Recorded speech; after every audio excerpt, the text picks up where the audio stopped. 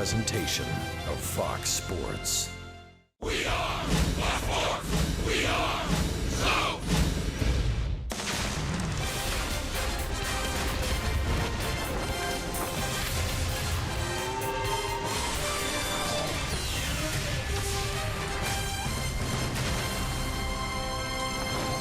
On a beautiful night for baseball here in northern Atlanta, it is time for Braves baseball. We finish up our opening week here at SunTrust Park with the hopes for the Braves to finish off with a 5-2 home record. All roads lead to SunTrust Park as the Braves and Nationals wrap up our 3-game series tonight. Hi again, friends. Look who we found. Tom Glavine, the Hall of Famer, joins us tonight with Joe Simpson.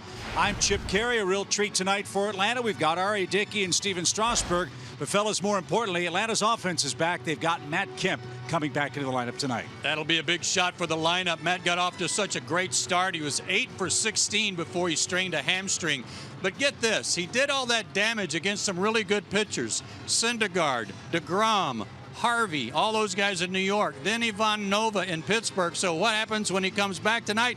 Oh, he's going to get Steven Strasburg. Yeah, apparently he was waiting for the next hard thrower to get back on the mound so he could come back and get back in the lineup. But listen, the Braves offense did a really good job of picking up the pieces while Matt was hurt. Still continue to score runs. But let's be honest, everybody from the manager to the rest of those guys in that lineup are happy to have him back. He makes them better. He makes them deeper, and I'm sure he's excited to be back in there. And a little offensive payback wouldn't be a bad thing for the Braves, who suffered a 14-4 loss last night with the Nationals racking up 20 hits, including grand slams from Zimmerman and from Bryce Harper. The series wrap-up, Braves and Nationals. First pitch and more coming up from SunTrust right after this.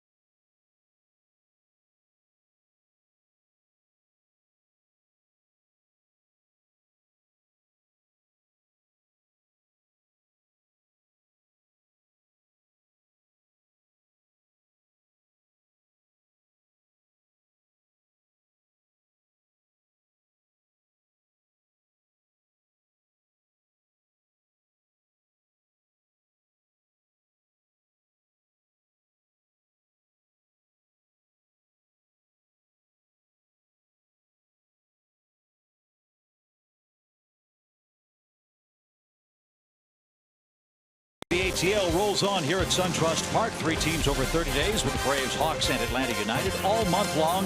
It's presented by Cook's Pest Control.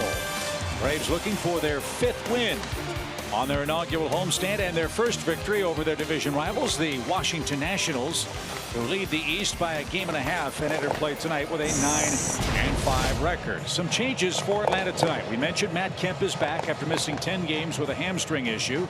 Ender Inciarte had a scare before the game last night.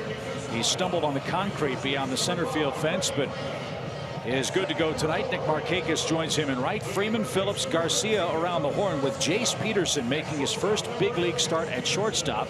Dansby Swanson slumping at the plate, gets the night off, and it's R.A. Dickey's turn to pitch. Making his third start on the year, 1-1 so far. Making his first start against the Nationals since June of 2015 in his career. 16 games against the Nats, 4-7 with a 3.68 ERA, excuse me. 11 quality starts, so he's pitched pretty well. Just hasn't been the benefit of having a better record against them. And for his 4 keys to pitching success tonight: number 1, hold them early. Don't let these guys get out there and get their guts up with a big lead early on like they did last night. Give your offense a chance to do some damage against Strasburg. And timing light. Remember those old timing lights for cars to kind of make sure you run on time? Well, he's going to throw their timing off tonight with that knuckleball. They're all such good fastball hitters. Maybe he is just the tonic to get a win out of this series. And since Washington's already won the series and they have a really difficult road trip ahead, Dusty Baker has shuffled his lineup tonight.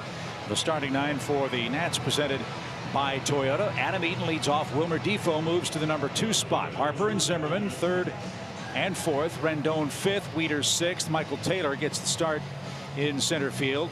Green and Strasburg 8th and 9th. No Daniel Murphy tonight for the Nationals. No Jason Worth tonight. Groin spasms was what sidelined Worth in the 3rd inning last night. Yeah, it's a pretty deep lineup, especially if you have Walker and Worth still in there. Pretty deep top to bottom. So R.A. Dickey's first of the night is inside for ball 1. Fieldin Culbreth has the plate, and we are underway on a perfect night for baseball here at SunTrust Park. It was gray, it was gloomy around 4 o'clock this afternoon. The skies have cleared, gentle breeze blowing.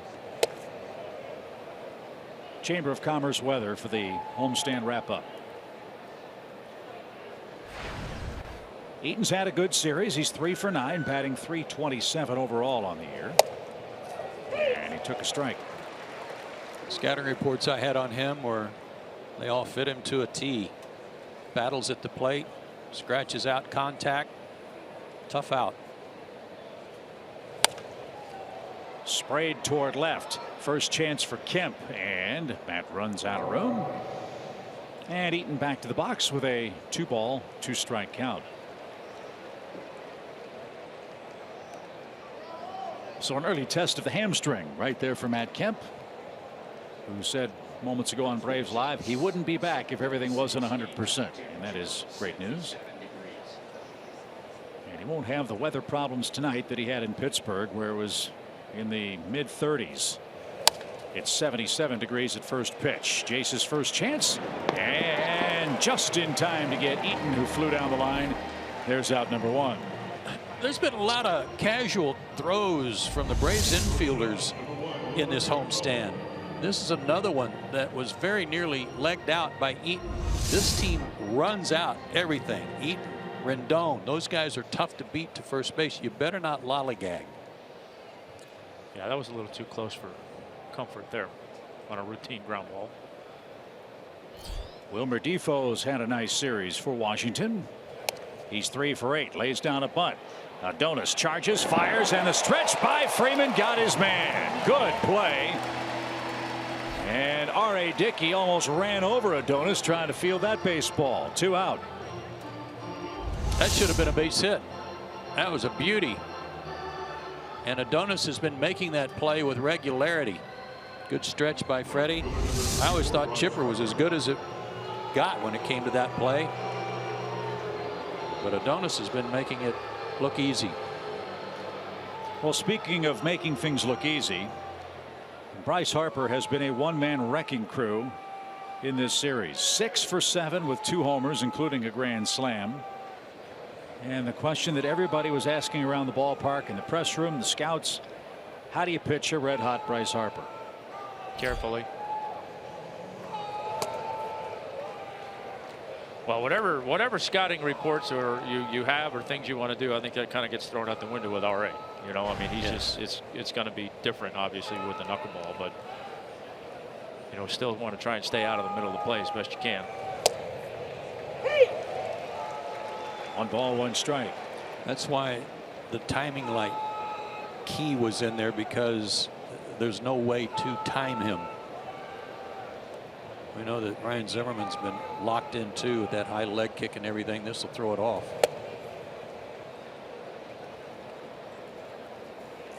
Harper 4th in the league in hitting at .404, 2nd in RBIs with 18. And he's reached base 8 consecutive plate appearances. His career high is 9 in a row, so he'll try to extend it here with a 2-2 count. First pitch he saw from Tehran last night.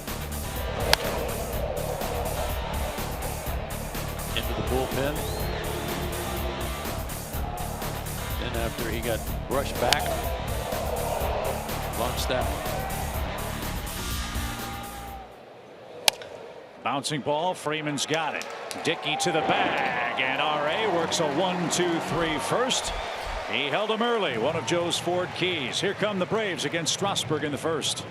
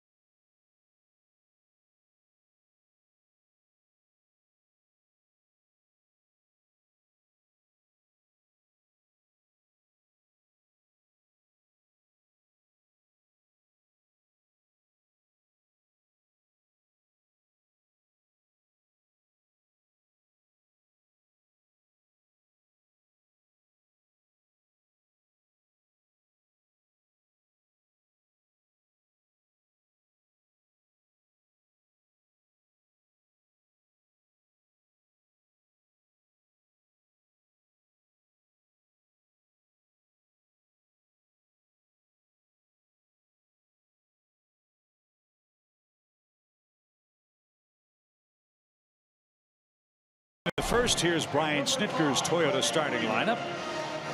Adonis Garcia has been struggling at the plate, so the Braves move him to the number 2 spot because he should see fastballs with Freeman behind him, and he's hit Strasburg very well. Dansby Swanson gets tonight off. Jace Peterson's the shortstop, and it is, fellas, a new look Steven Strasburg, whom the Braves will face for a first time tonight. Yeah, it is. He all out of the stretch tonight, so don't be fooled when you turn on the TV and see him out of the stretch. But 3 starts this year, 1-0 with a 3 ERA. As Joe mentioned, he's pitched deep into every game into the 7th inning and been pretty good against the Braves of late. 5-1 is in his last 7 starts. And he will love this very mild night tonight. He hates the Atlanta heat.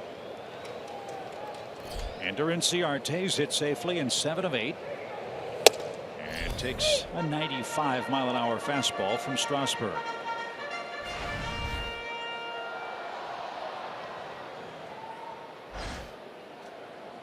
Ender's been held in check by Washington so far in the series. And he's a little late and behind 0-2. Look up and down the Braves lineup. There are some players who've had a lot of success against Stevens, so that gives you hope. Inciarte, 2 career hits, including a homer. Freddie Freeman's touched him for 4 long balls head to head. And Freeman's due third here in the first. And a swing and a miss. Nothing under 95 miles an hour from Strasburg to start the night, and a 3-pitch strikeout gets his game going. When you look at his numbers a year ago, he got off to a great start, finished up 15-4 with a 3.60 ERA, and he struck out 183 batters in just 147 innings. He was on pace to maybe win a Cy Young Award. So the injury that cost him a lot of the season is one of the reasons he's trying to figure out a way to get 30 or 32 starts this year. Yeah, trying to pitch out of the stretch a little bit or all the time to try and I guess in an effort to get deeper into the season and feel healthier, and also kind of changing things up in terms of pitch selection, throwing more changeups and less sliders. And one has to wonder from the Nationals' perspective what might have been. I mean, this has been a playoff team an awful lot.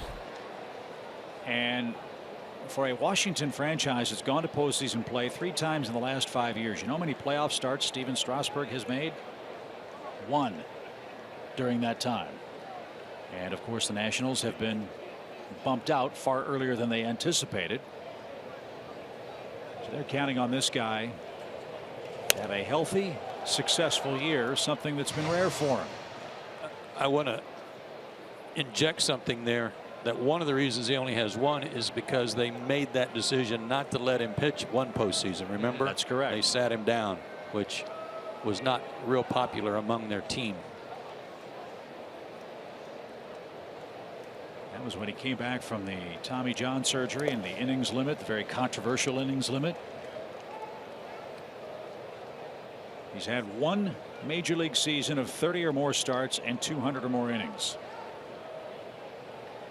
And he's been on the disabled list 9 times in his 8-year major league career. But he's off to a flying start tonight as that one skipped up there. 2 balls, 2 strikes. Well, I mean, obviously you want to stay healthy. You want to, like you say, make your 30 starts or 32 starts, whatever. You know, I mean, not a lot of guys in the game that are doing that much anymore. But you know, it's almost too like, if I'm not mistaken, I think towards the tail end of Roger Clemens' career, it was almost a given that every year he went on the DL 1 time late in the season to just kind of recharge his batteries, and might be the kind of thing they think about somewhere down the road here too. Little roller hit toward Rendon at third. He'll make a bare hand stab. Can't come up with it cleanly. And Adonis Garcia is aboard in front of Freddie Freeman on an infield hit. This series features 2 of the game's bright young slugging stars. Freddie Freeman, our Yellowwood, bringing the lumber feature tonight. And he's had some success, you might say, against Steven Strasburg. Yeah, 14 hits, 4 of them homers in 35 at bats. Freddie Freeman started play today, leading all of the major leagues in batting average with a .440 mark. And he has been on everything since the opening bell of spring training.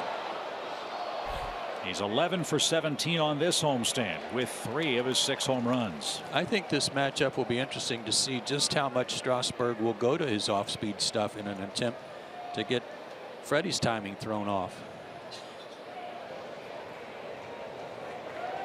Comes another heater.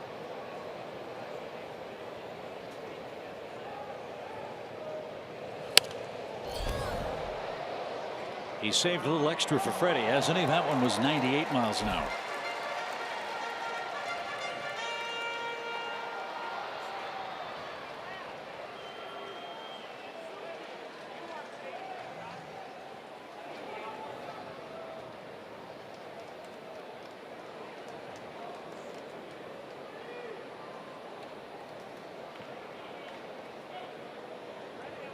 Garcia leads at first. The 0-2 pitch with 1 out.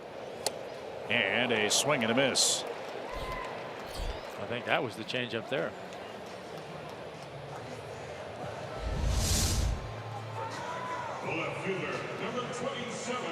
Had a slider spin. Had a slider spin, yeah. Didn't maybe do much. Maybe a backup slider, which yeah, really hard pitch to hit, but super hard pitch to throw on purpose. So it's good to have Matt Kemp back after his 10-day trip to the disabled list. It was a shame when Matt went down. He was the hottest hitter on the Braves ball club. And no rest for the weary. Another flamethrower for Matt Kemp to deal with tonight. And popped up out of play. Strike 1 to the Atlanta left fielder. I think one thing everybody is I want to say in agreement on when you assess this Braves team is that offensively they're going to hit. They're going to score some runs. They're going to do some things offensively. And I think if nothing else this early in the year, you hate to see anybody get hurt, But it might be a little bit of a shot in the arm for these guys to know that, hey, our horse went down, or one of our horses, and we're still able to maintain some offensive production to do some things. So certainly a good sign. No balls and a strike. Runner goes. Good jump, and Kemp fouled it away. And to your point, Tom, that's exactly right. The Braves averaged over 4.5 runs a game without Matt Kemp. And we all know the struggles that Atlanta had last year before acquiring Matt Kemp. So, yeah, big pick-me-up, I would think, for this lengthened and deeper lineup. Just a huge difference maker last year. And despite a poor spring training that everybody was all wringing their hands about, he started off like a house of fire, going 8 for 16 again. And who are those pitchers, Joe? Yeah. Syndergaard, DeGrom, Harvey, Nova. And now Steven Strasburg 0-2. Now, before anybody that's a Nationals fan panics and thinks, okay, well, if he's going to work out of the stretch all the time, then he's probably not going to throw as hard. How many 98s has he already thrown this inning out of the stretch? Yeah, and he's dialed it up a notch with runners on base now, too. 3 starts, 21 innings for Strasburg. They'll take 7 per outing all year long, and at times that's been a problem for him. And a swing and a miss. He just struck out the side. So Steven Strasburg is pitching well in Atlanta, and we're through a scoreless opening inning.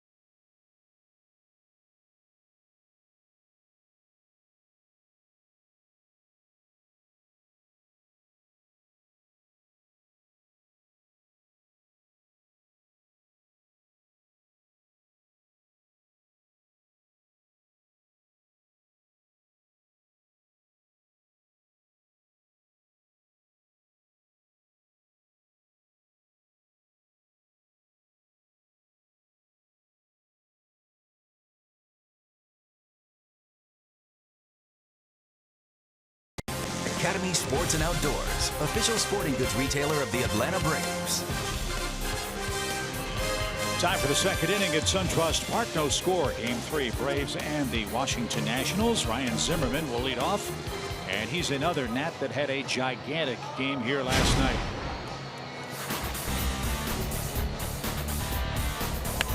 He just joined in the Grand Slam fun.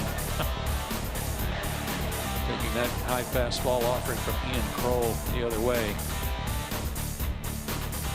With that grand slam, Ryan Zimmerman passed Andre Dawson for second place on the all-time Expos Nationals RBI list. He now has 840. Tim Wallach is the all-time Expos RBI leader. Really? Yep. And Zim's 65 RBIs away from tying him. I'll be darned. I would have guessed Vladimir Guerrero. Zimmerman strokes one toward right center field. That's going to get down and roll forever.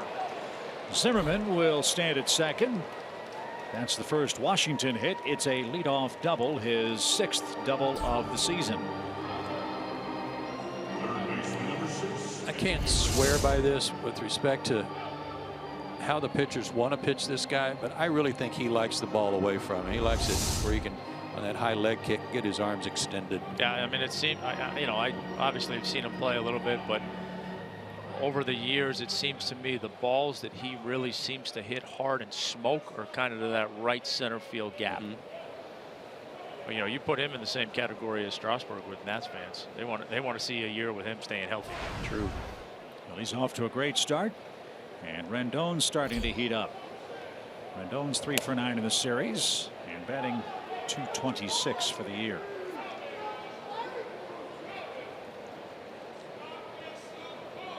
This is a very deep, strong, powerful Washington lineup. A lineup that doesn't have Trey Turner yet. He's beginning a rehab stint, coming back from a hamstring issue. You know all about their star-studded rotation. There's a question about Washington. It's their bullpen. Can they close games out consistently?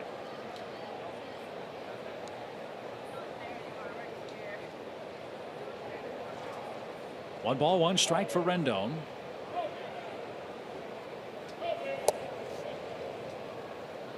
And now 2-1. Rendon was already getting healthy before he came to town, snapping out of an early slump, but 3 hits last night.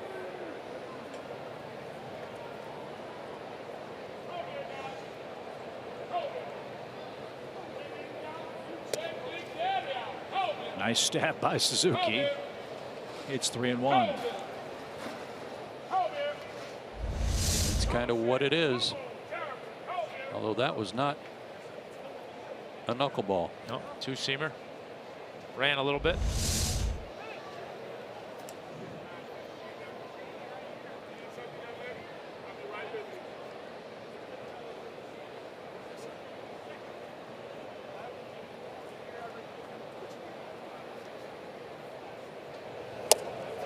That's taken low, ball 4. A walk to Rendon brings up Matt Wieters.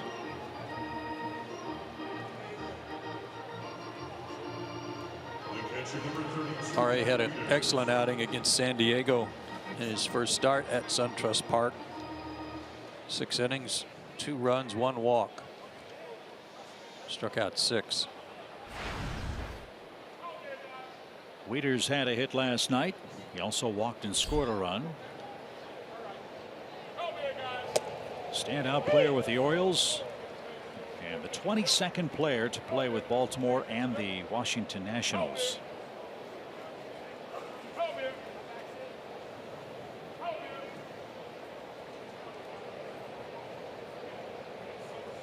First and second, nobody out, no score. Hammered towards center.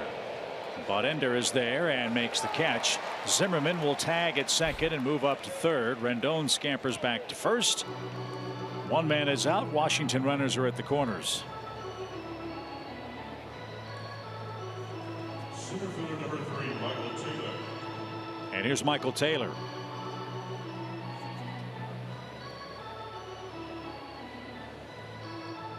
We've seen Adam Eaton in center field the first 2 games of this series, and you might wonder, well, why would they take Eaton out of center field and put Taylor there? And it may not be because Taylor's a better center fielder, but because Eaton can play any of the 3 positions more comfortably than Taylor. Taylor's 1 for 6 at the plate so far this year. And he jumps on the first one and drives it toward deep left center. Ender is back. Kemp joins him.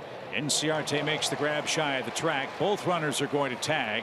Zimmerman's going to score standing up, and Taylor drives home the first run with a sacrifice fly to center. It's 1-0 Washington.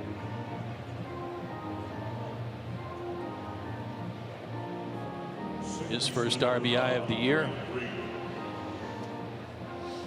Just missed hitting that out.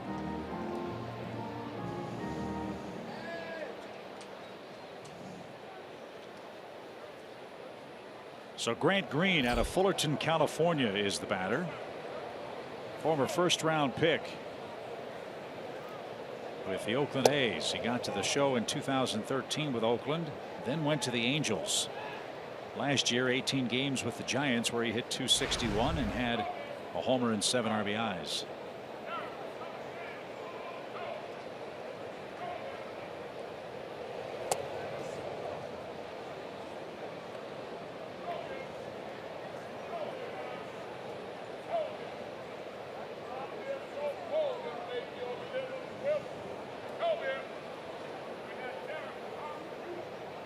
Two balls, no strikes for Green. got jammed and rolls it foul at third. 2-1 your count. Green, a super utility kind of player. 127 career big league games. He's played at second, left, first, third, and shortstop. And tonight he's giving Daniel Murphy a game off. Swing and a miss.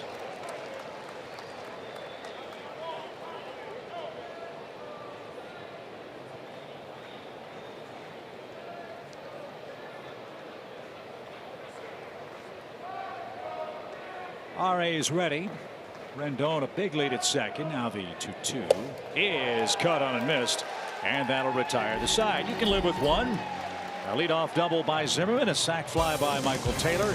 Washington leads by a run with Nick Markakis, Brandon Phillips, and Jace Peterson coming up for Atlanta next.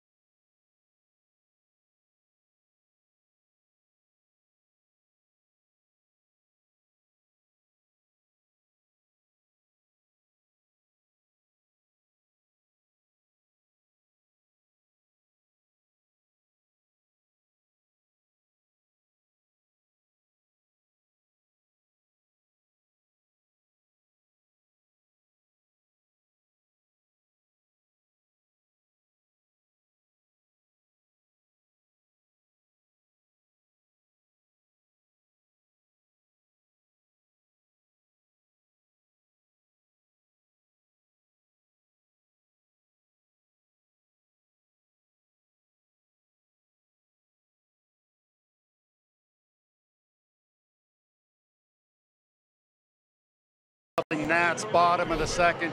You're going to see Steven Strasburg. Yes, there's some changes. You heard Chip Joe Tom talking about him earlier. Now, changeups throwing almost 19% of the time compared to 13% in the past, even getting some big strikeouts out. But the big thing is, how about coming out of the stretch? Talking to pitching coach Mike Maddox, he said a few things. Number one, it's simpler. Your most important pitches come out of the stretch with guys on base. And this is very interesting. He thought that you could do more out of the stretch when it came to messing up hitters' timing. We saw that in the first inning against Ender Inciarte when he did not come set. And it's in the rule book. You don't have to come set when a guy's not on base. For the second pitch, third pitch, he held it for 4 seconds, got the big strikeout. Guys, back to you. Excellent points, Paul, as Strasburg gets ahead of Markakis to start the Atlanta second. Yeah, you don't have to pause if there's no one on. You can slide step, quick pitch, whatever you want to do. Good points, Paul.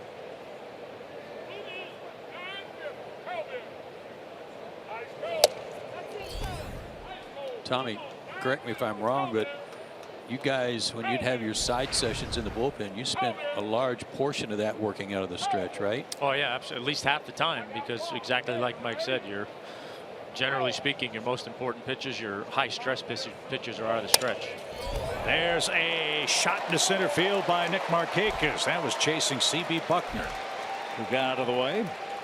And Atlanta has its first leadoff man on tonight. A ringing single for Markakis, his 6th career hit against Strasburg. He's been fighting off pitches in this series. They're trying to run it in on him, but if they get it down below the belt, he can handle it.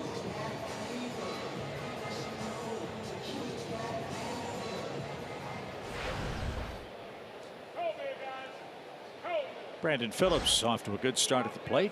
He's 4 for 16 against Strasburg head-to-head. Brandon with a homer, 7 RBIs. And a cue shot foul past Eddie Perez, strike 1.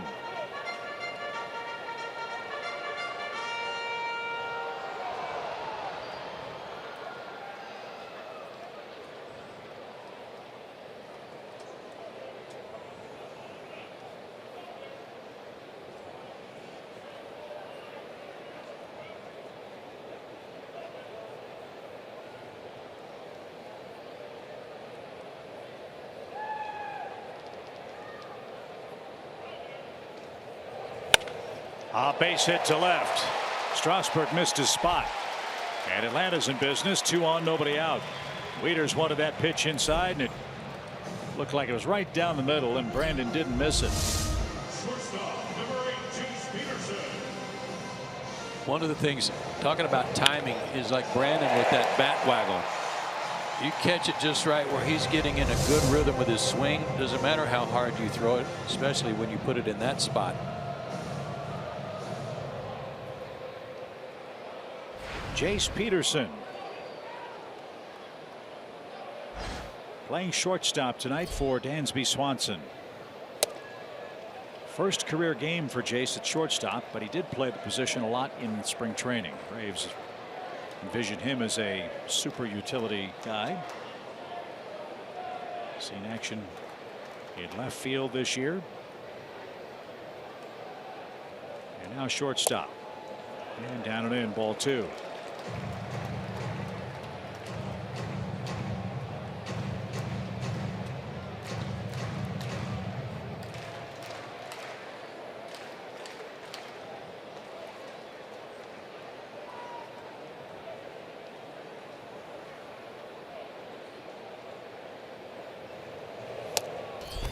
He's missed again. 3 balls, no strikes.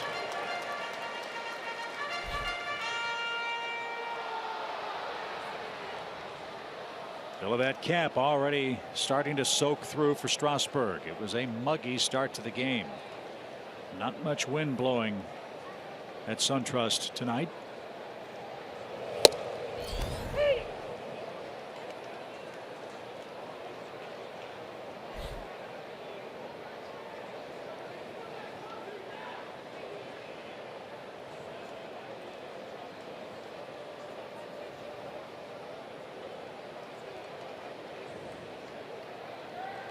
Let's see what he gets ahead in the count.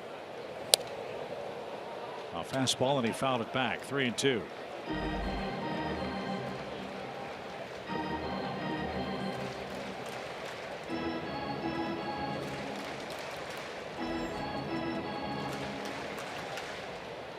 Strasburg struck out the side in the first. He entered play with 19 strikeouts in his first 21 innings.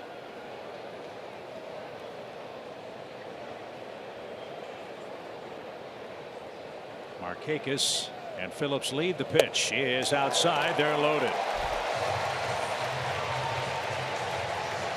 So Strasburg's command has escaped him a bit here in the second inning. And Atlanta's got a runner at every base and nobody out. The catcher, number 24, Kurt Suzuki.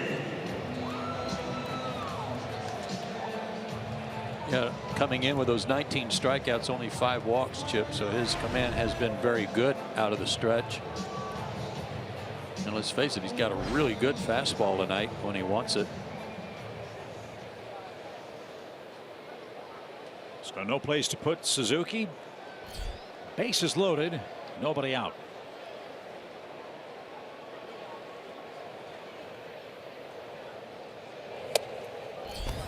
Ball 1.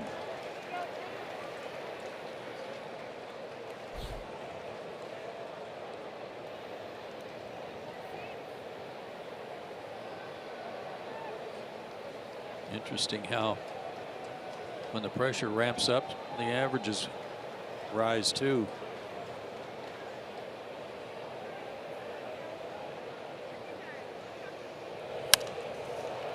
Driven foul, even count.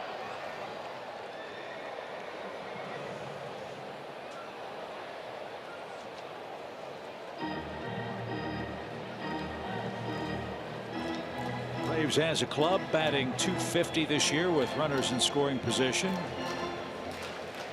They're 10th in the league in runs scored.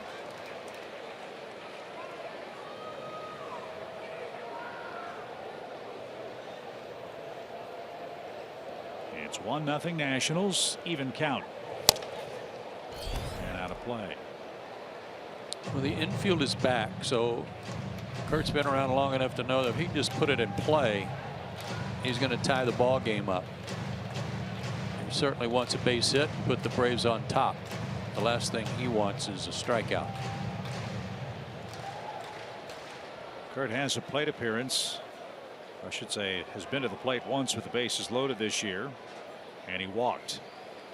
They drove in a run, so let's see what happens here. 1 ball, 2 strikes.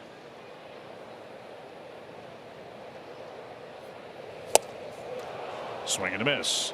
All 4 outs for Strasburg have been via the strikeout, and now it's R.A. Dickey's turn to hit. R.A.'s got an RBI hit this year. Let's see if he can help himself. This is a little bit of a Max Scherzer pitch here. That was nasty. That was I don't know if it, yeah, I don't know if it was a two-seam sinker or a changeup, but you know, you see him again, the fastball, attacking with the fastball, a little bit off, slider for a strike there, foul ball, another fastball, foul ball right there, and came back with that. And I don't know what it was, but it was nasty. It was super sinker. Pitch before the foul ball was 97, so came back with 90. Again, if that's a changeup or just a two-seamer with some movement, it's a good pitch.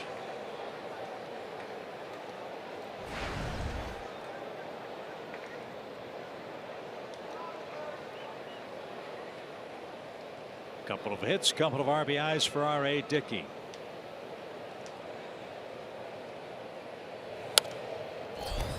He's found a couple of them away. Attaboy.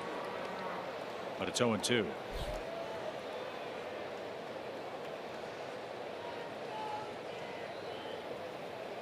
Especially in the bottom part of the order. When you're a pitcher like Strasburg, it's awfully nice to know that you don't have to get a double play to get out of the inning. You can take care of it yourself. Little tapper. Defoe charges. Bare hand play to first. That's all he had. And R.A. Dickey ties the game with a ground out. Attaboy. Put it in play and something good might happen. That's exactly what just happened for the Braves. 1-1 game.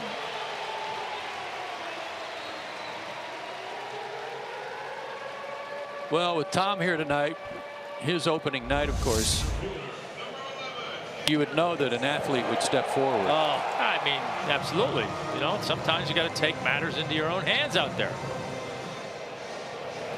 That's good. I mean, that's good at bat. You know, he's shortened up, had 2 strikes on him, and like we talked about, put it in play, make something happen, and did exactly that. So now Strasburg has to go through the top of the Braves order. And Inciarte strokes one to right, and Bryce Harper comes in and makes a shoestring catch. Ander hit it right on the button. The Braves settle for 1 in the second. We're tied.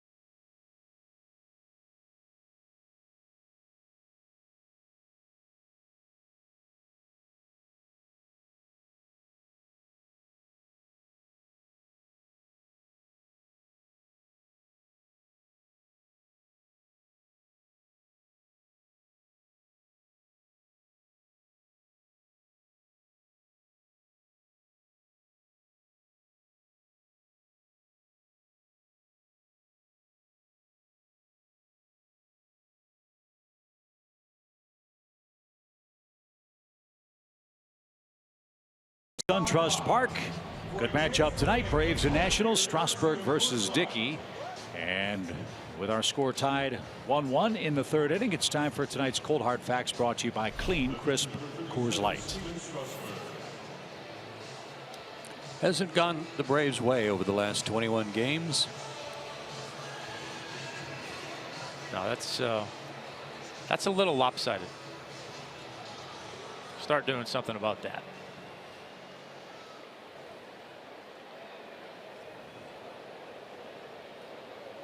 Those were cold hard facts, weren't they? Yeah. Including it in that stretch was an 0-10 record a couple of years ago at Nationals Park for Atlanta. So enough's enough. Strasburg 0 for 6 at the plate with a strikeout. And that's how the top of the third starts for R.A. Dickey. Steven puts it in play. He hits it to deep right center field, but Markakis got there. Well struck, but Strasburg's out number 1. And back to the top, and Adam Eaton. We saw the Nationals a lot last year and fell in love with Trey Turner. He did an outstanding job for them, playing the outfield and leading off for them. But his best position might be shortstop. And so the Washington club went out and needed to improve not only their center field play, but their leadoff spot. Their leadoff hitters combined for a .303 on base percentage last year, and they went through a good handful of them. Matt Den Decker, Trey Turner, Michael Taylor, Ben Revere, Chris Heisey were leadoff men for the Nationals last season. And this year, all Eaton has done is have a .429 on base percentage in the first 2.5 weeks. Yeah, they had Denard Span out there before that. They have been on the search. And they paid a heavy price to get this guy. One of the assets, Lucas Giolito, who was one of their top prospects, went to the White Sox.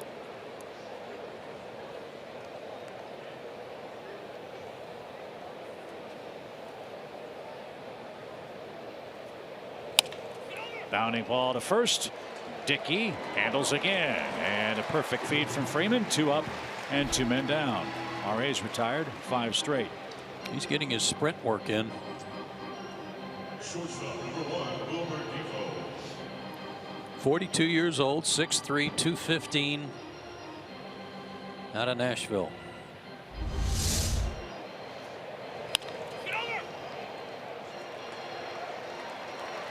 Well, last year, R.A. went 10-15 with Toronto, but that only tells part of the story. Rogers Center, Sky Dome, whatever you want to call it now, is a notorious hitter's park. Take away his work in his home field, he went 7-7 with a .356 ERA. That's what the Braves are banking on here at SunTrust Park this year. Defoe takes outside, 1 ball, no strikes. Adonis robbed him of a bunt hit his first time up.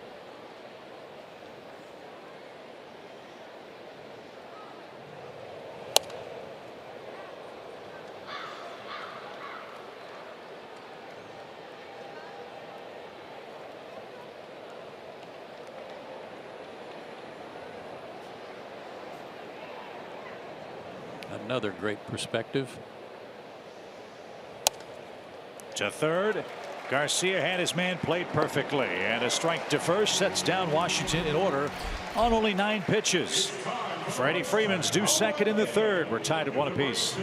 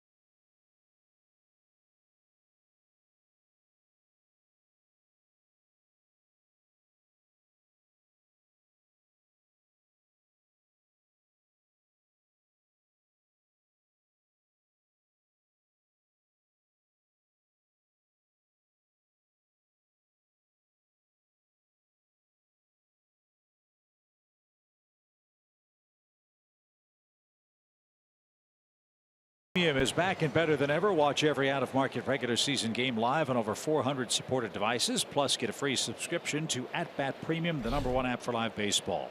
Blackout and other restrictions apply. Visit MLB.tv for details. Garcia, Freeman, and Kemp are coming up. A much-needed infield hit for Adonis,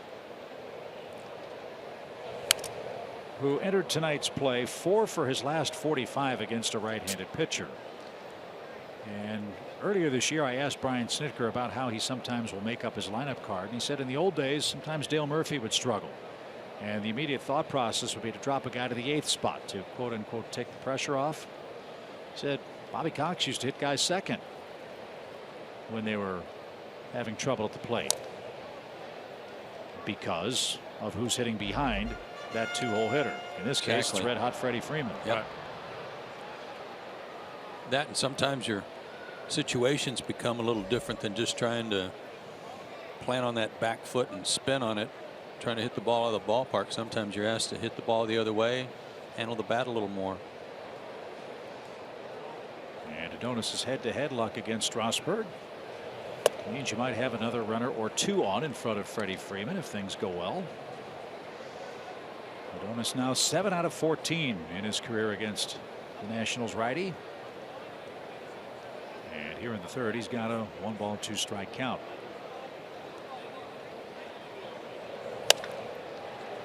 He's seeing him well. Fouled away, still alive. One thing Strasburg's doing out of this stretch position is a real wide base, so that if he does employ a big leg kick, he's really rocking back to get a little momentum generated. Sit back on that back leg and drive downhill, but also if you're going to do the quick pitch slide step kind of thing, you got to have a little bit wider base to be able to do that. And there it was. And Adonis didn't get it. Strasburg has his 5th strikeout tonight, and the bases are empty for Freddie Freeman. So a little bit wider apart, so when you're going to do that slide step, it's just a simple pick the foot up, tuck the knee in, and you can go. With a shorter base, or a narrower base I should say, much tougher to do. Freddie struck out in the first.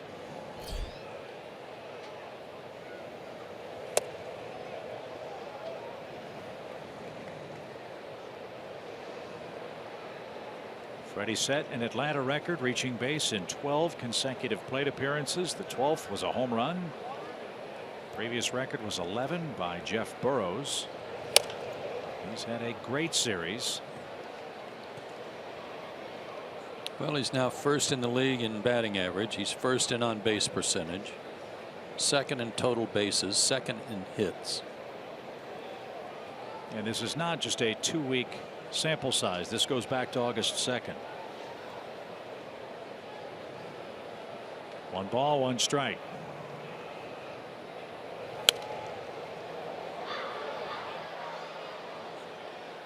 Well, he had a good year last year. Had a healthy winter, healthy spring, and I think you're seeing the benefits of being able to do what he wanted to do in the offseason and do what he wanted to do in spring training versus what he had to go through last year.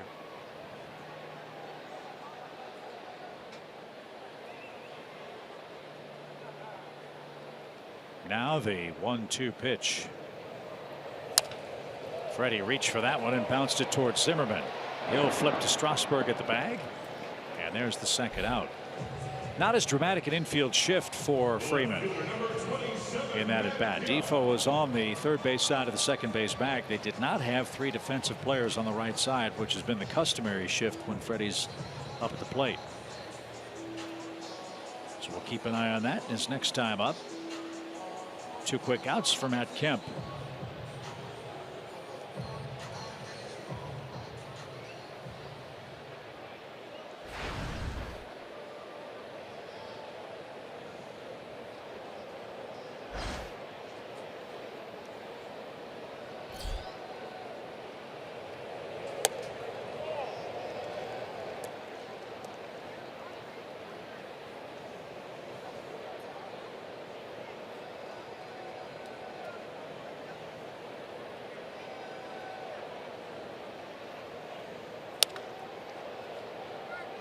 Fouled away, even count. Strasburg's always had a good curveball. He had that when he first signed out of San Diego State. And one of the things that made it effective was, first of all, it was hard, but it also tended to start at the top of the zone. So it looked like a fastball coming out of his hands before it broke down.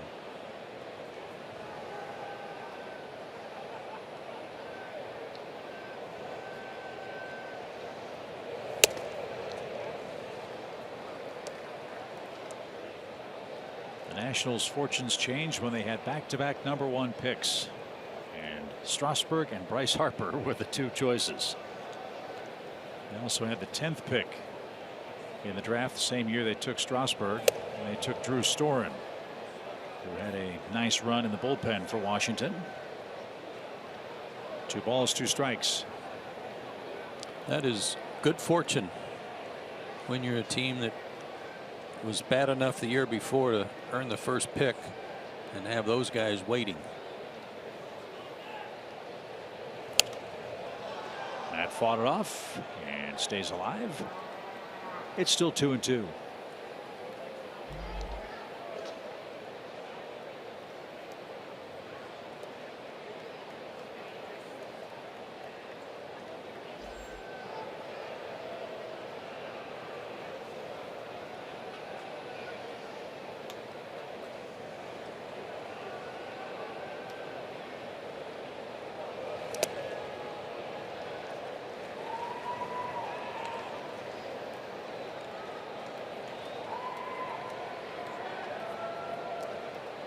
Taylor is shaded slightly toward right field as the Washington center fielder. A lot of room down the left field line and in left center if Matt can crack one that way. I wonder if he'll come back with that 90-mile-an-hour changeup. Just wondering that same thing. There it was. And he just struck out Matt. Second strikeout of the inning, 6th in the game, and our tie game moves on to the 4th inning with Bryce Harper coming up.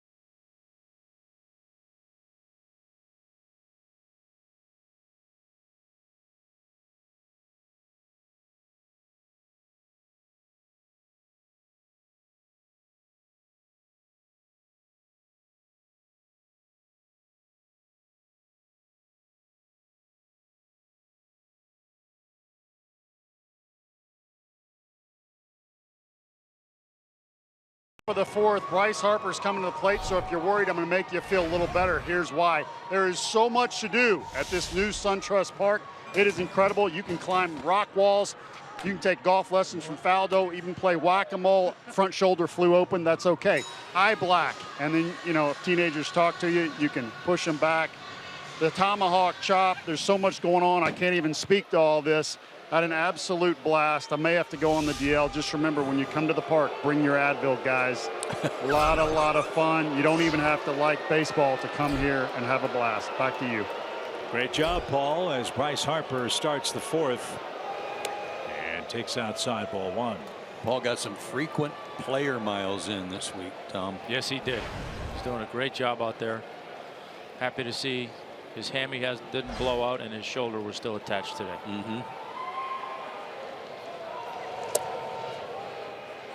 Downstairs, for Harper. 2-0. Harper rolled out to first. Dickey got to the bag before him. It ended Harper's 8 consecutive plate appearance reaching string.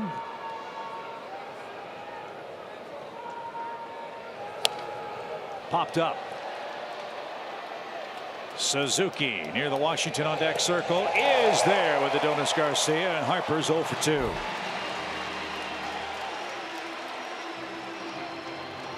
First baseman, number 11, Ryan Zimmerman.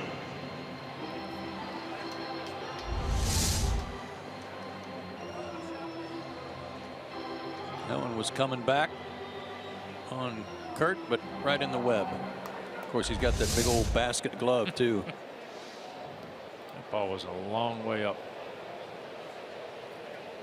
Zimmerman doubled to right center and scored the first Washington run. That was in the second inning.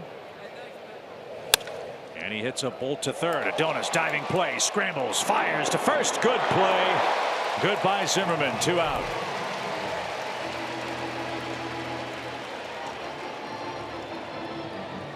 Good quick reactions by Adonis on that one. Got to his feet quickly too.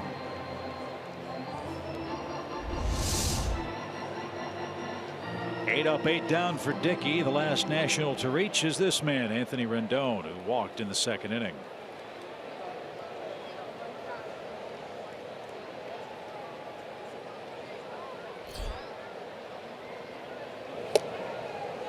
There's a strike.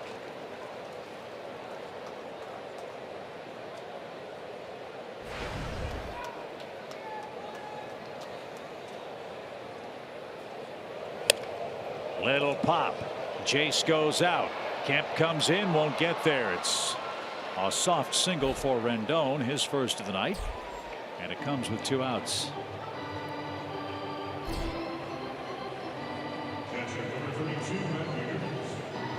And Matthew Kaminsky, the stadium organist, with a subtle dig at Matt Wieters, who went to Georgia Tech. They're playing the Georgia Bulldogs fight song as he makes his way to the plate.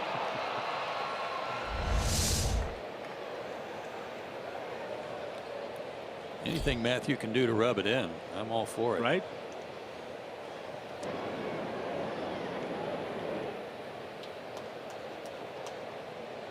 Tommy, I know you've heard us talking about R.A. and Bartolo Colon, that even at their age,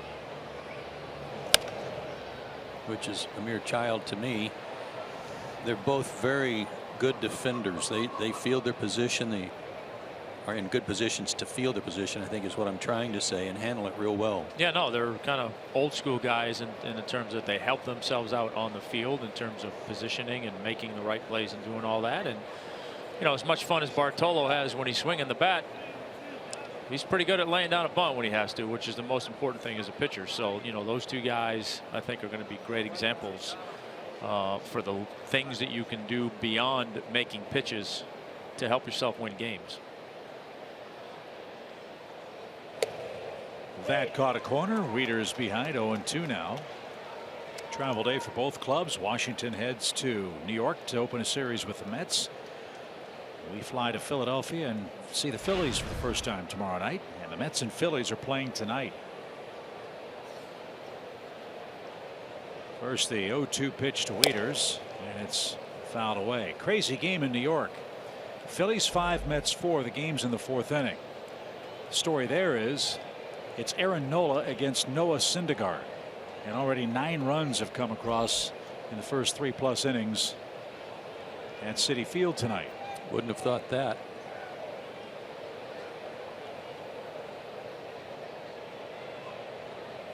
No balls, 2 strikes. And popped back out of play. Mets are going to get Juris Familia back tonight. His suspension is over. And the Mets last night had Lucas Duda hyperextend his elbow. Travis d'Arnaud had a little problem with his hand, I believe. I think he was throwing and hit a bat. That's exactly what it was. And I can't imagine that more catchers don't have phobias about that with a left-handed batter in there. Swing and a miss. Dickey strikes out Wieters. He's retired 9 of 10. He's got a couple of strikeouts and a good ball game in Atlanta tonight.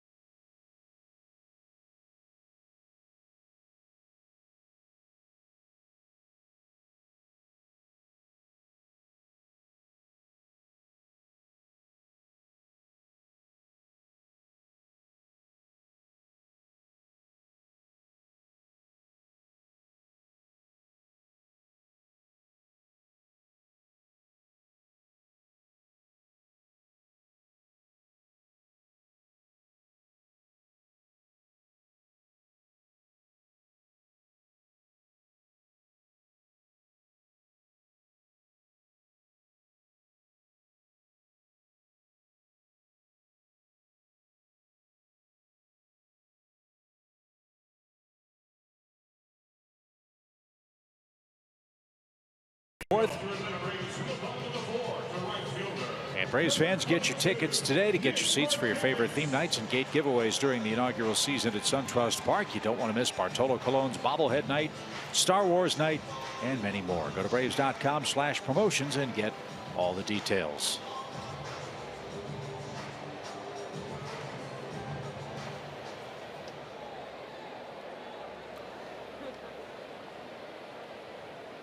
Doesn't that field look awesome? So closely cropped the grass is. And I was asking Ron Washington about it because it looks fast, and he said no, the infielders are actually saying it plays a little slower than what it looks, and the infield dirt is nice and soft and they like it. No balls and a strike for Nick Markakis, who had the second Braves hit and has scored the lone Atlanta run. How long did it take you guys, Tommy, to have a feel for how Turner Field played? I mean, here we are, first week at SunTrust Park.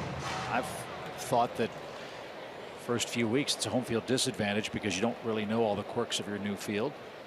Did you guys feel that way when you moved across to Turner Field? Yeah, I mean, I think there was a little bit. Obviously, you got to get comfortable, figure things out.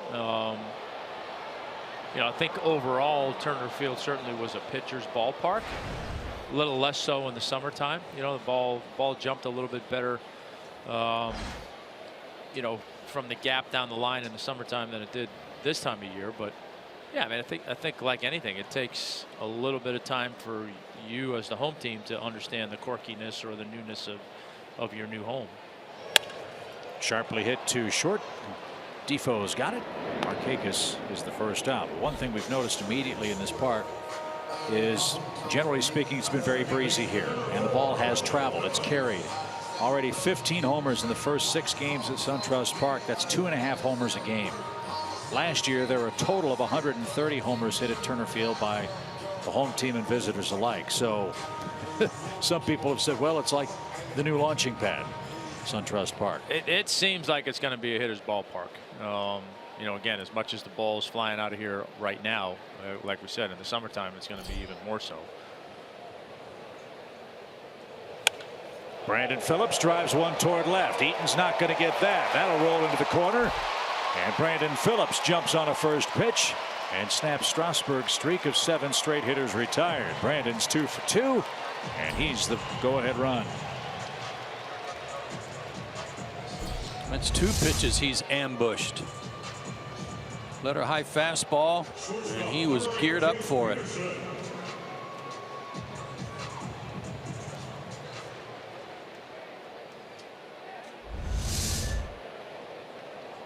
So Brandon Phillips, our Georgia lottery, hitting the jackpot. Jace Peterson will try to chase him home. Jace walked in the second.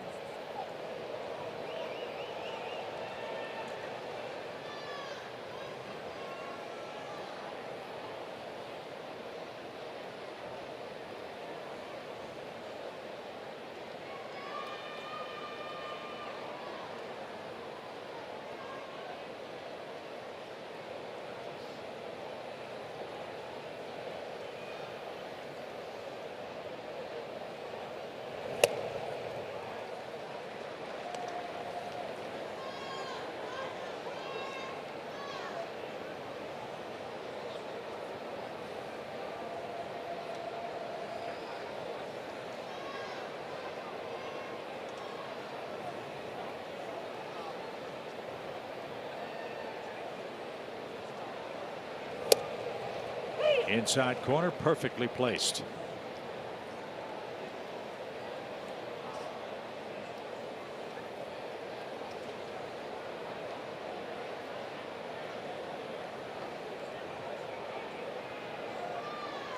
There's the venerable manager of the Nationals, Dusty Baker.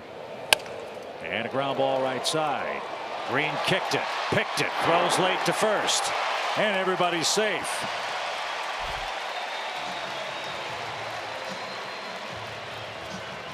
So there's a break. First and third for Atlanta.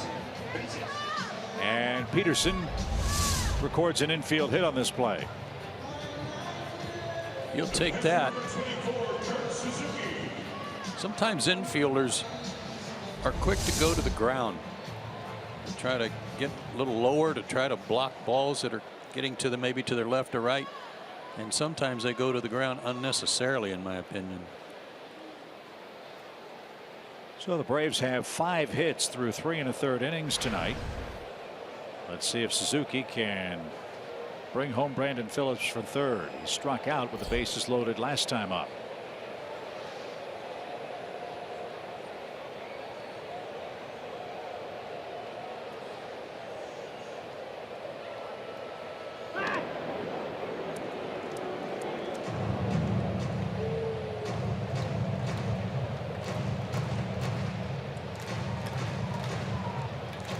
Ron Washington with a long set of signs for Suzuki.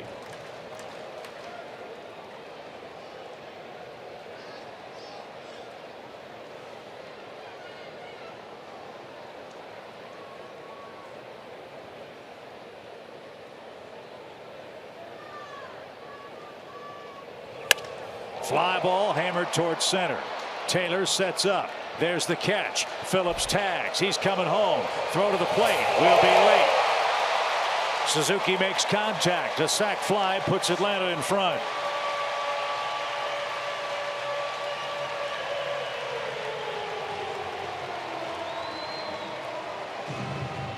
Fourth RBI for Kurt, and as we've been telling you, he's a good fastball hitter.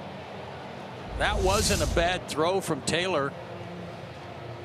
Fastball up, but it hit the side slope of the mound and just killed it. Caused that high hop. Good job in that situation, looking for a fastball up that you can get into the outfield, and got the job done. So not a bad night when your offense has RBIs from the 8th place and 9th place hitter against Steven Strasburg. And that's what the Braves have tonight. And now they enjoy a 2-1 lead here in the 4th.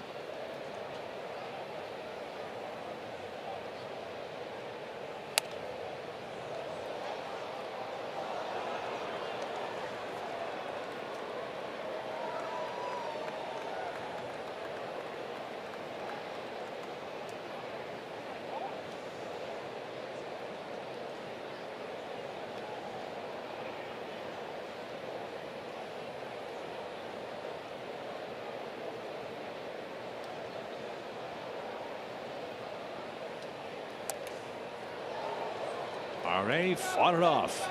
Make him work. Yep, R.A. staying alive.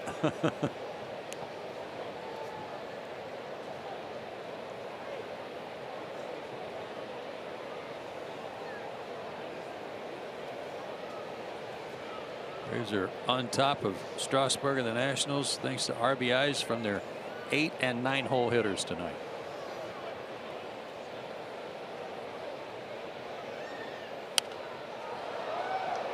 That's headed foul over the Braves dugout. Still 0-2.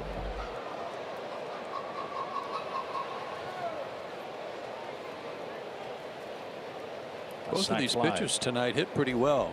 R.A. can handle it and put the ball in play, and last year Strasburg hit for a 208 average and hit the ball hard his first time up tonight.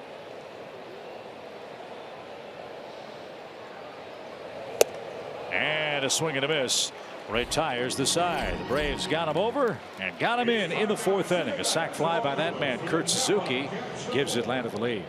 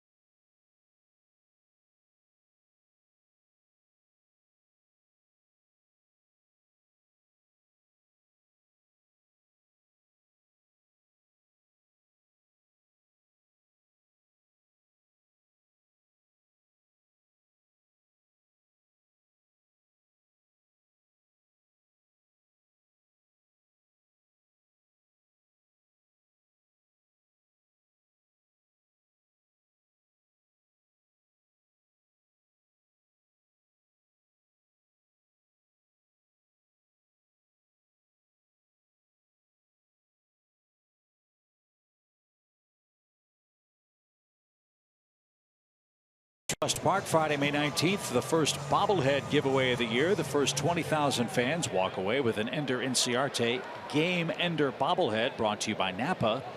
Go to Braves.com/tickets and get your seats today. R.A. Dickey has a lead. It's 2-1. Taylor, Green, and Strasburg up for the Nats in the 5th. And Michael pops it on a play foul.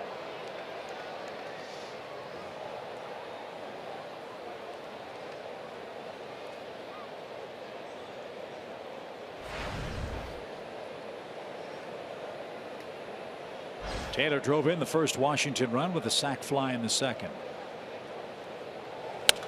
And this one's grounded to short. Jace gathers and guns him out. He let that one go, knowing he had a fast runner to contend with. Here's Grant Green. Told you Daniel Murphy had the night off tonight. It's not just a rest night, and you can understand why several Nationals might want to rest after 14 runs and 20 hits last night. But Murphy had a little leg soreness today, and Dusty Baker decided to play Green instead. Like most teams, there's been some grumbling about the schedule from Washington's perspective. Until they got to Atlanta, they'd played back-to-back games with the same start time once all year. After this game, they head to New York, play the Mets this weekend. They have the Sunday night game and then fly to Denver for 4 games and play Monday night. After they finish off the series Thursday in Denver, they fly back to Washington and play again on Friday. Popped up right center field. Nick Markakis is there. 2 outs. And so with that in mind, Dusty Baker has said, Joe, he's going to mix and match his lineups and try to find ways to give some of his players a little extra rest during this very tough, difficult schedule stretch. He can afford to do that. He's got a good club and he's got some pretty good players on the bench. I'm curious though, wasn't there something in the new basic agreement that dealt with scheduling? I believe that takes place next year. Okay. It couldn't be applied this year because the schedule had already been made. Yeah. Right, Tommy? Yeah. Is that how that works? Yeah, that's how that works. But, you know, I mean, look, it sounds kind of pity-uni, but, you know, us baseball players were creatures of habit. And another chance left side. Jace has it.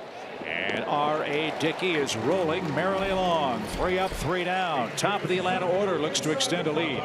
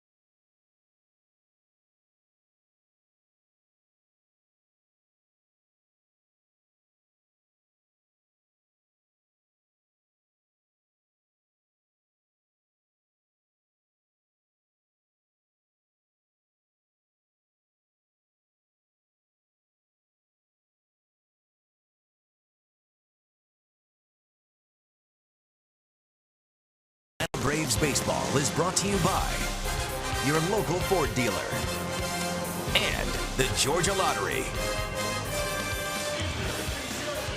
Atlanta 2, Washington 1, bottom of the 5th inning. Here's our Xfinity Cam look in from right field at SunTrust Park. And Tom, since this is the first time you've been in the booth, that camera is above the Comcast building across the street in the Battery. okay. Yeah, I was looking at that wondering, okay, where exactly is that coming from? But Gotta like that reaction from Steven Strasburg on that knuckleball. He was amused.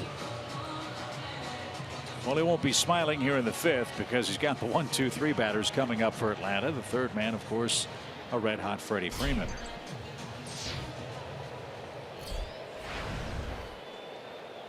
Ender 0 for 2, struck out, lined out. And has hits in 7 of 8 coming into action tonight.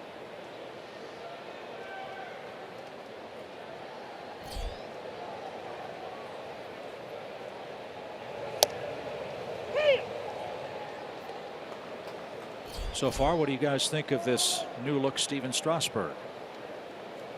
I mean, look, he looks free and easy. You know, it doesn't look like it's a max effort kind of thing, and he looks comfortable. So stay with it.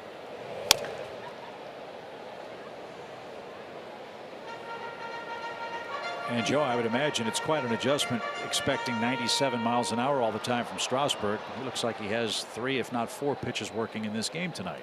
Agreed. And the only inning he really had a lot of stress was bases loaded, nobody out, and he only gave up 1 run.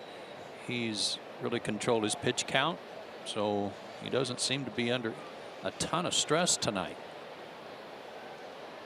0-2, bases empty. And popped over by the Nationals dugout foul. It's still 0-2.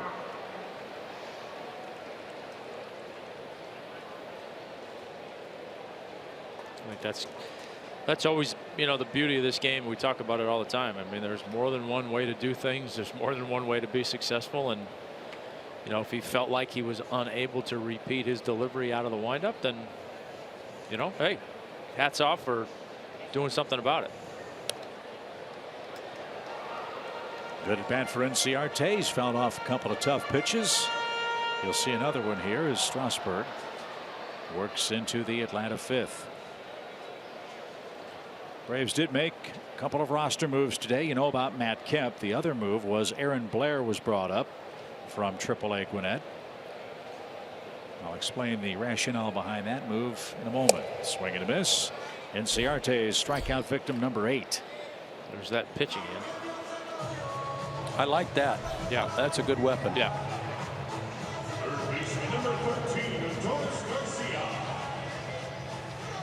Luke Jackson worked 3 games in a row for Atlanta, including an inning and a third last night. Josh Colmenser went 3 innings in relief of Julio Teheran and is unavailable tonight. So the Braves brought Aaron Blair up as insurance in case Dickey had a short outing.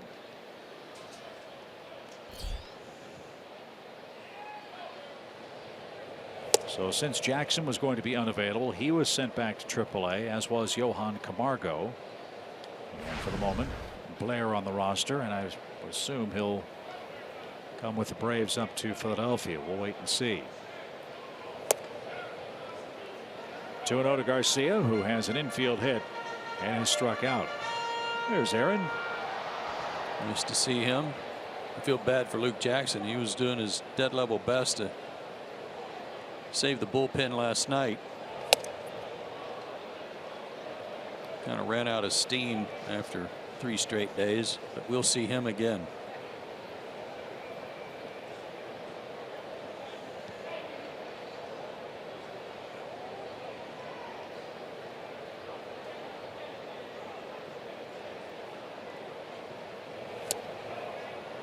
Two and two.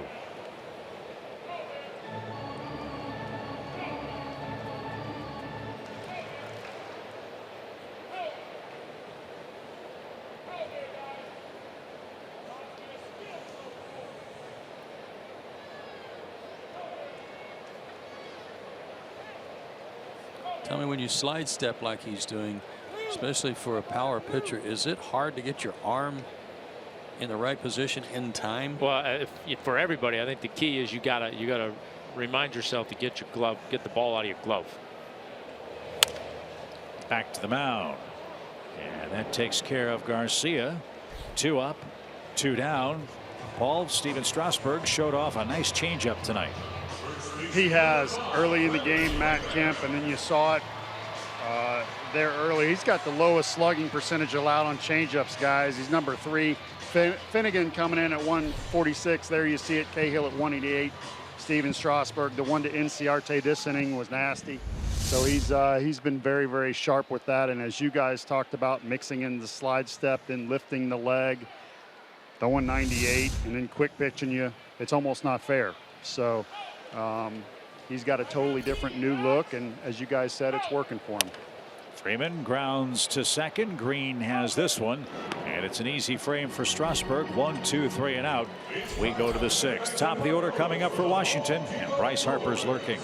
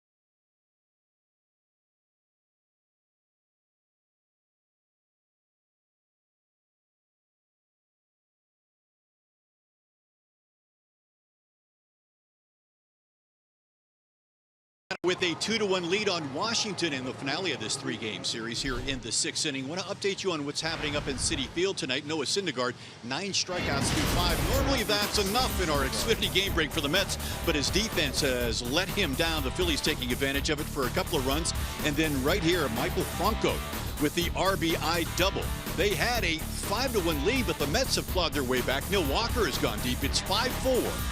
Phillies on top of the Mets. They are in the 6th. Chip and Joe.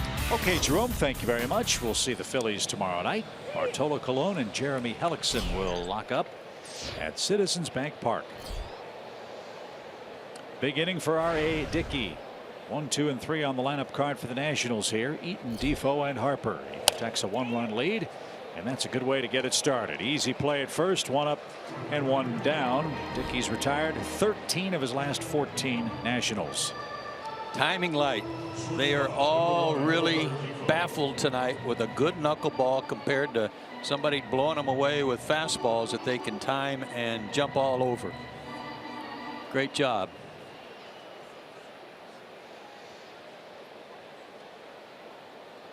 Defoe's bounced out to third twice. He tried to bunt on one of those attempts. It was a great play by Garcia to throw him out in the opening inning.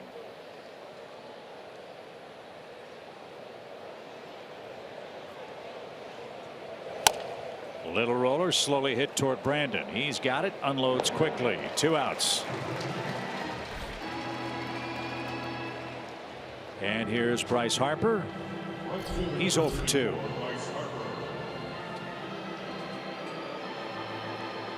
Talking to scouts about how to pitch this guy, what do you do, and most of them don't have a clue because he's so good.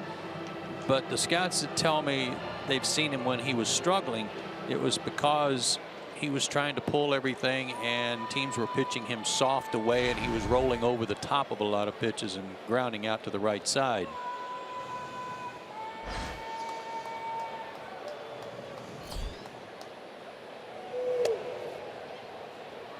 One ball, no strikes.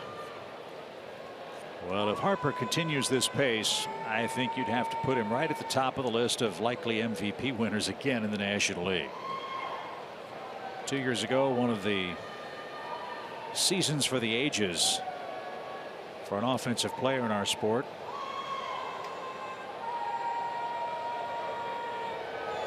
Last year, Harper wasn't superhuman. He was merely excellent. And there are some who theorize that Harper wasn't playing 100% healthy last year. Yeah, had a bad shoulder. But still had a 20-20 campaign. The pitch is down and in, ball 3.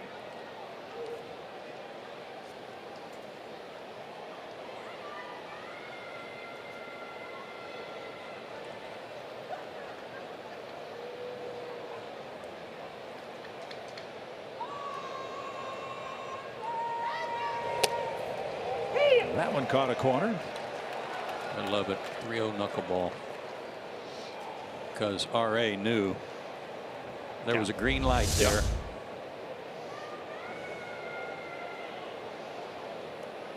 Nice job by Curtin to frame that. And just a little low. R.A. thought he had strike 2.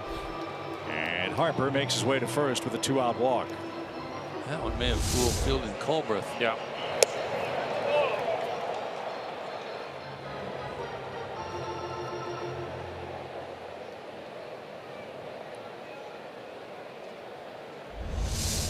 Yeah, he might have saw the glove go down a little bit and just assumed that ball was down, but that was a good pitch.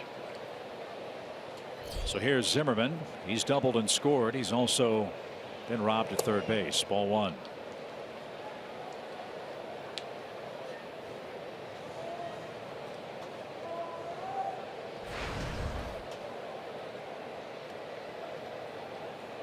Zimmerman played only 115 games last year and hit .218. All kinds of injury problems for him as this one's hammered toward deep left center field, and it's a 2-run home run for the Nationals first baseman, and they're back in front.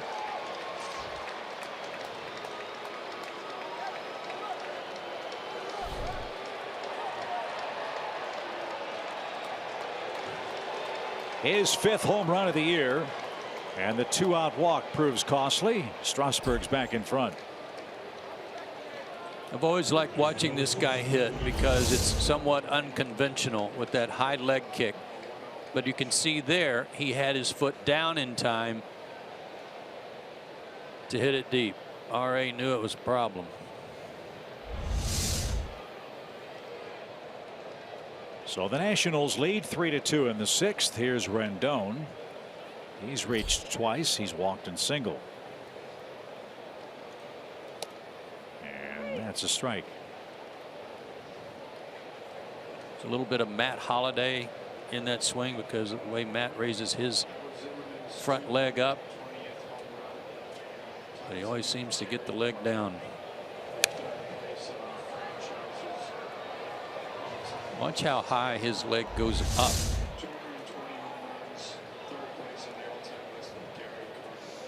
I mean, that's kind of a reverse of pictures I've seen of Mel Ott way back when.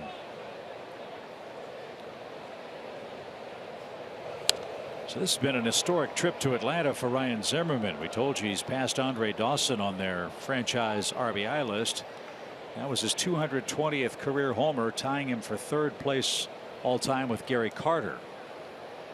Remember, the Nationals used to be the Expos. He's got how many homers already? 220. No kidding. Man. Little squibber.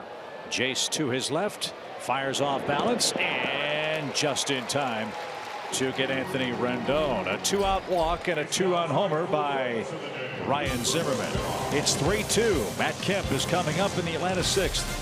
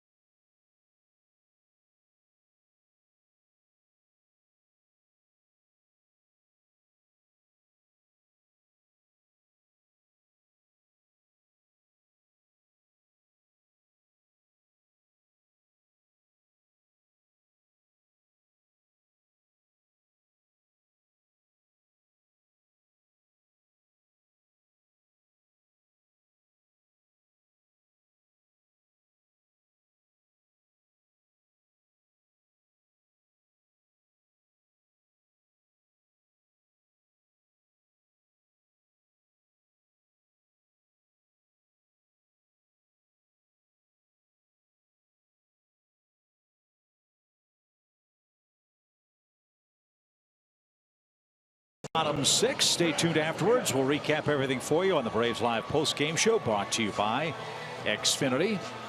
Good one tonight. Atlanta trying to avoid a sweep at the hands of the Nationals here at SunTrust Park. Washington scored the first run of the game in the 2nd. Braves tied it on an R.A. Dickey groundout. Braves took a 4th inning lead on a Kurt Suzuki sacrifice fly, and moments ago Ryan Zimmerman hit a 2-out 2-run homer to make it 3-2. In the Braves 6th, Kemp, Markakis, and Phillips will face Strasburg. And out of play by Matt, strike 1. And it's been the bottom of the Braves lineup card that's done most of the damage to Steven Strasburg tonight, and that's the group that's coming up. So let's see if the Braves can get it tied up or take the lead right back.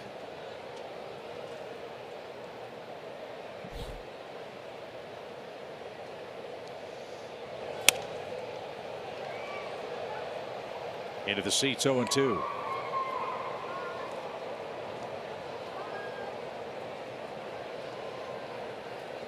He's fought off a couple of good fastballs ahead in the count. I can't imagine Strasburg would try a third in a row unless he elevates it.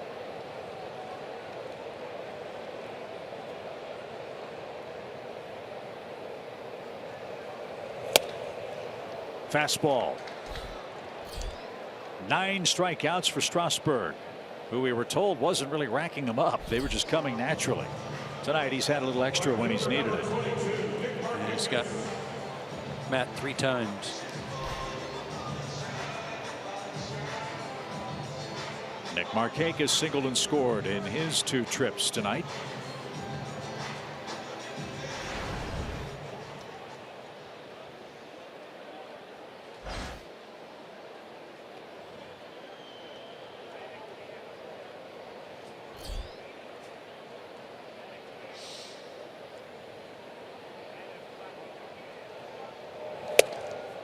Way high, ball 1.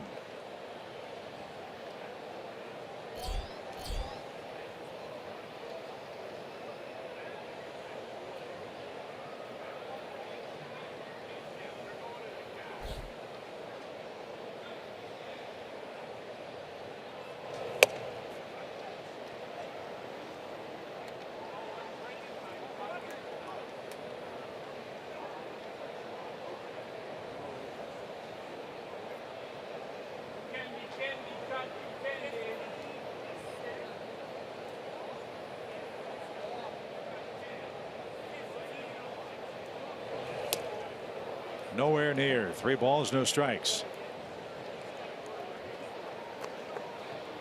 Steven had some image problems in the 2nd inning.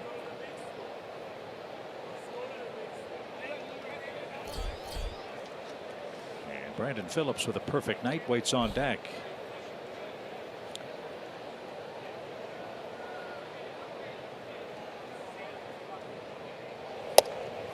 His pitch counts in his first 3 starts, and he went 7 innings in all 3.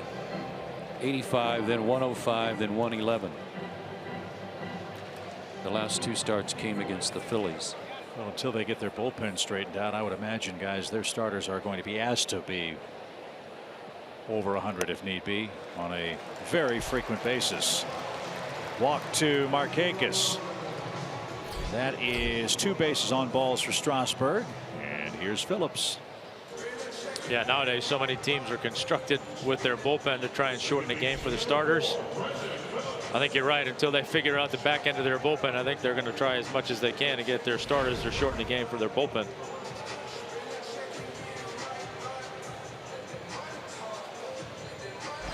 Yeah, Blake Trinan out as their closer.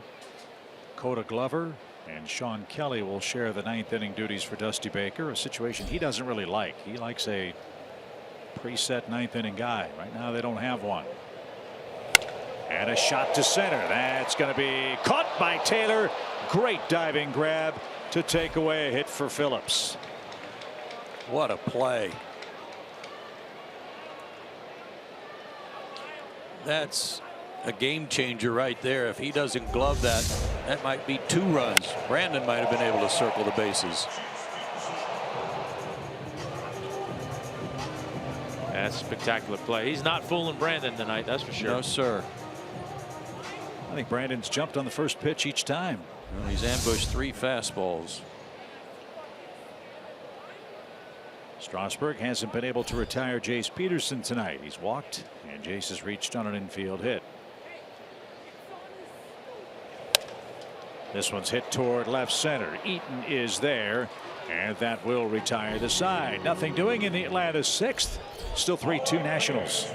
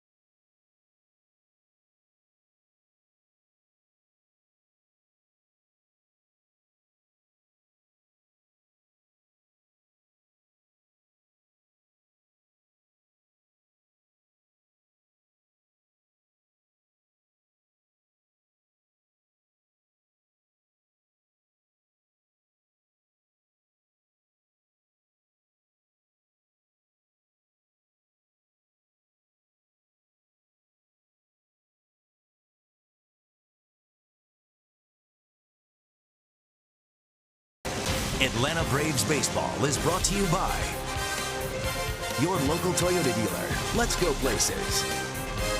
And SunTrust.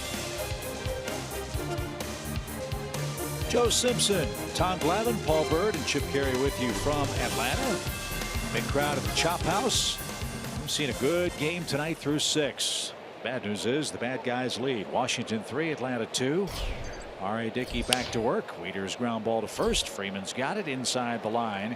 And 1 pitch, 1 out in the top of the 7th inning. A lot of ground outs for R.A. over the last 3 innings. It's just that 1 pitch to Zimmerman turned the game around. I've got him with 12 ground outs, 2 strikeouts so far tonight. And Michael Taylor's been everywhere in this game. A sacrifice fly, and he's made a terrific diving catch.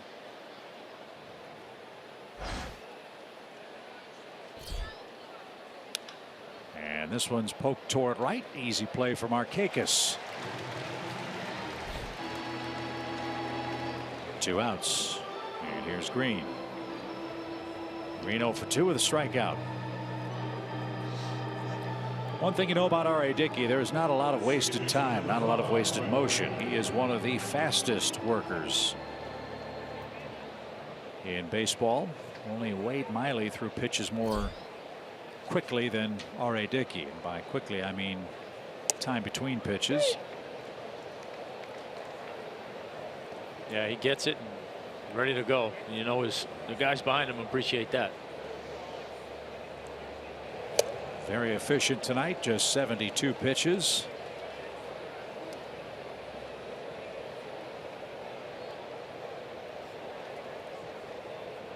And now the 0-2 pitch. It's tipped and caught by Suzuki, who's done a nice job behind the plate. 3 outs on 5 pitches, including a swinging strikeout. Stretch time in Atlanta.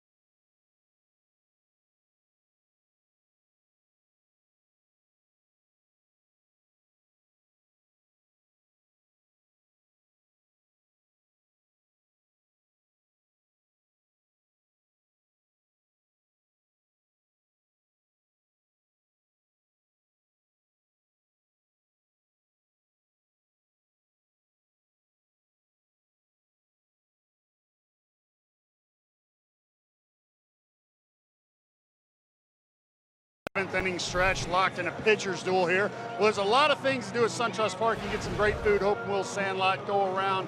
It is absolutely fantastic. Do not forget about the Braves custom jersey station, and go visit my friend. We're getting a Big Papi jersey made. This is Yesenia. Wait, that's not Yesenia. And now I'm pressing down. Never done that before in my life, guys. You got to shout countdown. A lot of steam coming up. Big Papi, one of the great ambassadors of our game. You can get any player that you like put on a Braves jersey. Special thanks to Yesenia. She does both the Nats, the Braves, anybody that comes to town. She works on the players' jerseys. So you guys are getting the real thing, not a knockoff. Another plus of SunTrust Park. Hey, Birdie, who was your favorite player as a kid? Johnny Bench. I grew up in Louisville, Kentucky, Big Red Machine. And then in '77, I went up there and I got the George Foster Black Beauty back, and I went to sleep with it at night. So he challenged Bench, and I ended up being a pitcher. I don't know. I guess the bat didn't work that well, huh? Once I started throwing curveballs in high school, I decided I'm more successful as a pitcher, so a little happier life. Pretty good choice. Kurt Suzuki leads off and shoots one toward the gap in right center. Taylor and Harper won't get there. Leadoff hit for Kurt Suzuki. And now R.A. Dickey will be taken down. Emilio Bonifacio is going to come on and pinch hit. Well, that was a short turnaround for Mr. Strasburg on only 5 pitches between his time out there. I don't know if that'll make a difference tonight or not, the way he's pitching, but Kurt jumped on the first one. So let's see how the Braves play it here. I mean, if you're going to bunt, you might as well think about leaving Dickey in and save Bonifacio as a bench piece. Exactly. But we'll find out.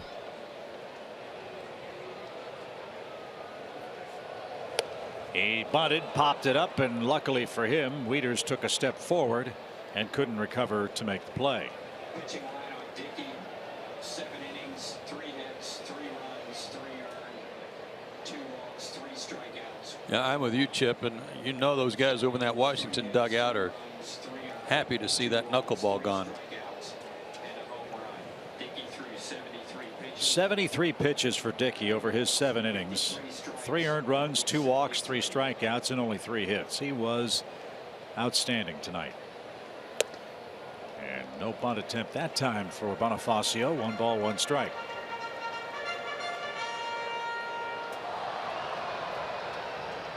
Not only was R.A. excellent on the mound, Kurt Suzuki behind the plate did a terrific job. I don't really think there was even one missed caught ball. I don't either. Now looking more and more comfortable back there.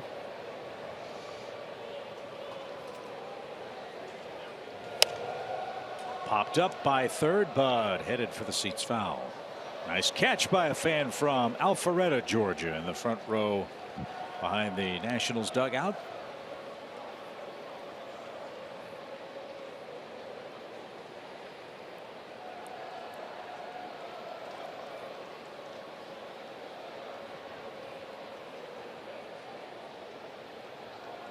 Action begins in the Washington pen as Strasburg's approaching 100 pitches. 3-2, he leads it. We're in the home 7th.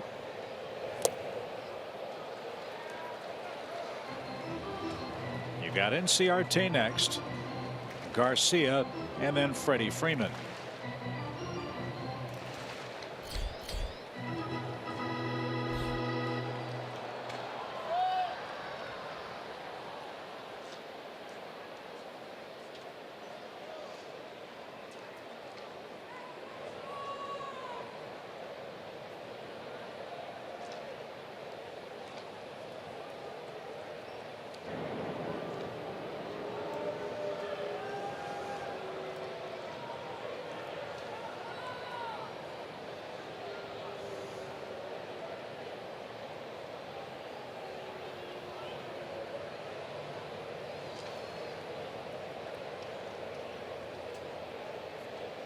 Good lead.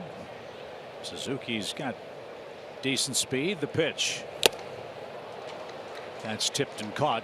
And Bonifacio, an unproductive at bat, can't advance the runner and strikes out. That's an even 10 for Strasburg tonight. And Bonifacio now 0 for 9 as a Braves pinch hitter. And he's got 6 strikeouts and 18 at bats.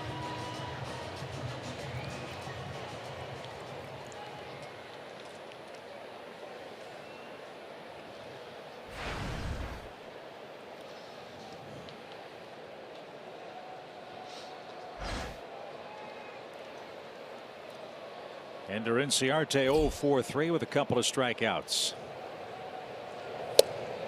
And that's off the plate. Ball 1. Struck him out on a changeup last time up. Started him with a changeup this at bat.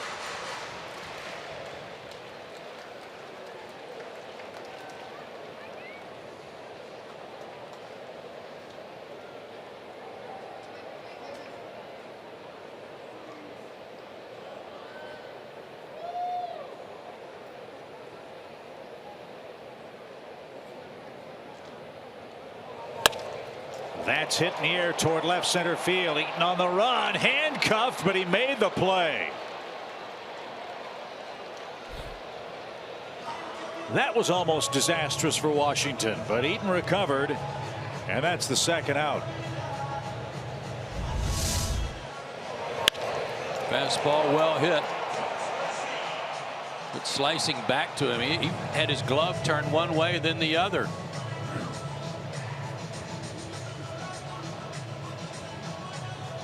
Yeah, I don't know if he lost that in the lights or just misread the spin or both. Might have been sinking so fast that he didn't anticipate that. Yeah. He can laugh about it now, but that was close. 2 outs. And Adonis Garcia. An infield hit. That's a good catch by each one of the outfielders tonight to really save Strasburg. Remember, Harper made a shoestring catch that inning. The Braves had something going. He made a running catch coming in.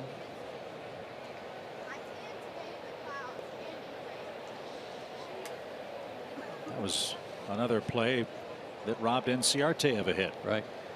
Ended the Braves' second inning. Pitch. And Adonis missed it by a foot. 1 ball, 1 strike. Very impressive work by Strasburg, the man that the Braves really beat up in his early days in a Washington uniform.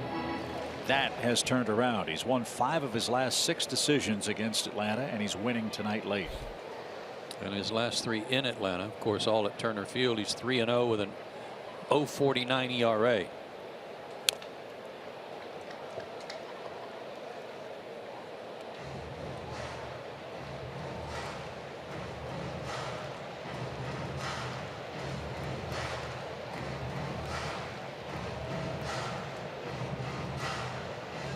One ball, 2 strikes.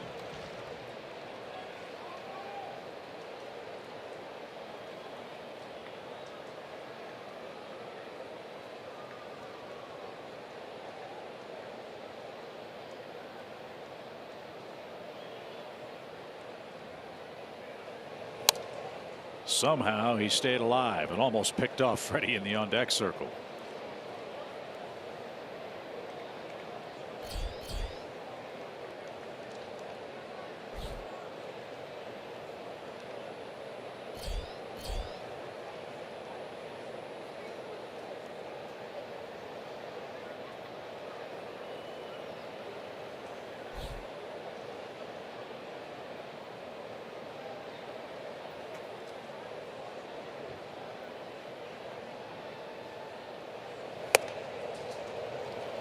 Good take. And now 2-2.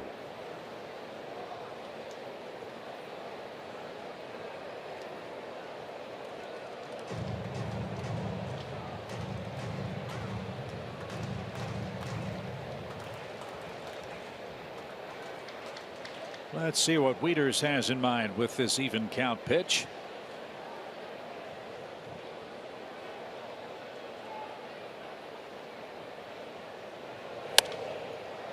Adonis spoiled that one too. Adonis doing a good job of covering that outside part.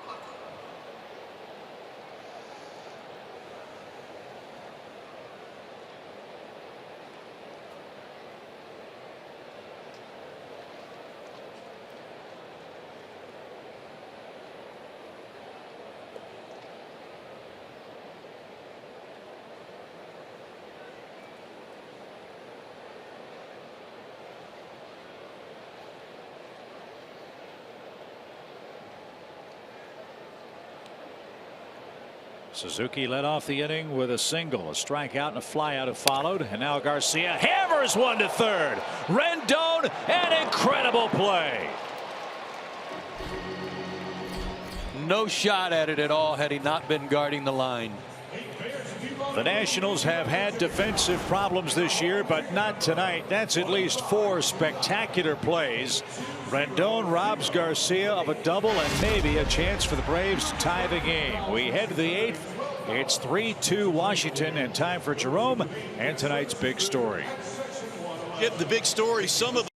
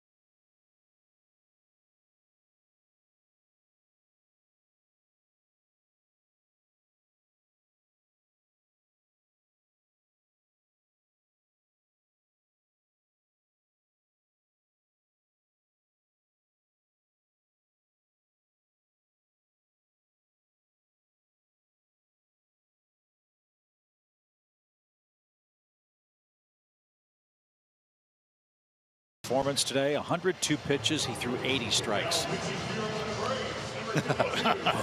He was dealing. I'll tell you what, Strasburg, I think, is pretty close to that tonight. Last time I looked, he was right at 100, I think, and 75 strikes. So I'll tell you, for two guys with the kind of stuff that they have to be filling up the zone like that, that's impressive. So let's see if Jose Ramirez can shut him down in the 8th inning. He's got 9, 1 and 2 coming up for Washington. And Strasburg's night is over after 7 terrific innings of 10 strikeout ball. He had a ton of help from his defense too. And Adam Lind grabs a bat and he'll go to work first. Jose Ramirez has pitched great baseball. The only blemish was a ball struck by a guy who's now been suspended for 80 games for performance enhancing drugs.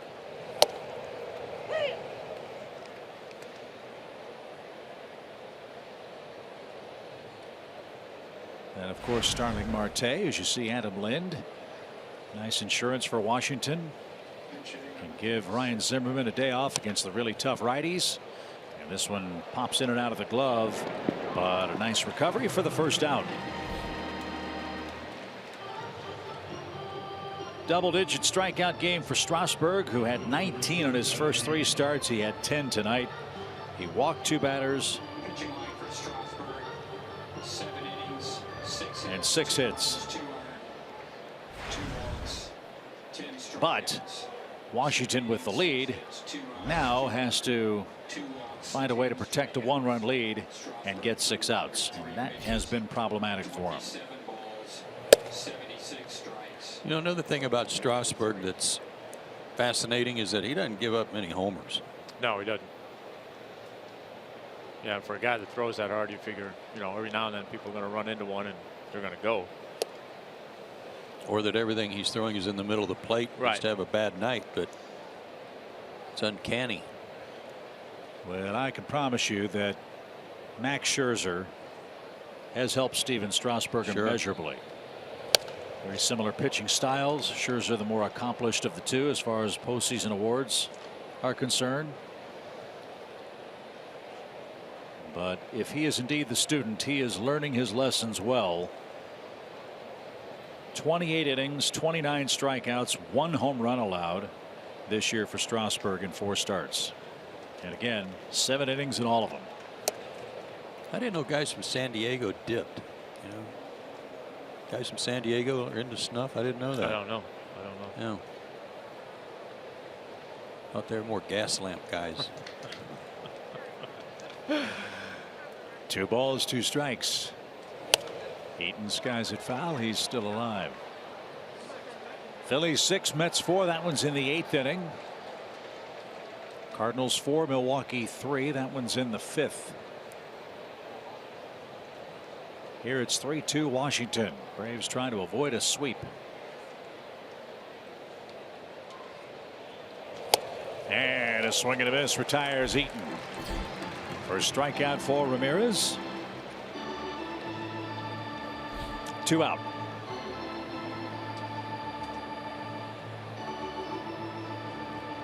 Can't say enough about RA tonight, the way he pitched. 2 out walk followed by a homer, the difference in the game for him, but boy, he just pitched great. Oh, like you say, most nights you take that and you're going to get a win. Well, the other thing his performance did tonight is it gave the bullpen a little rest. And that group worked hard yesterday. And the Braves will have the 3, 4, 5 men coming up in the bottom of this 8th, so don't go anywhere. 3-2 game. Washington winning despite having just 3 hits tonight. 2 of them by Zimmerman, who scored 2 of the 3 runs.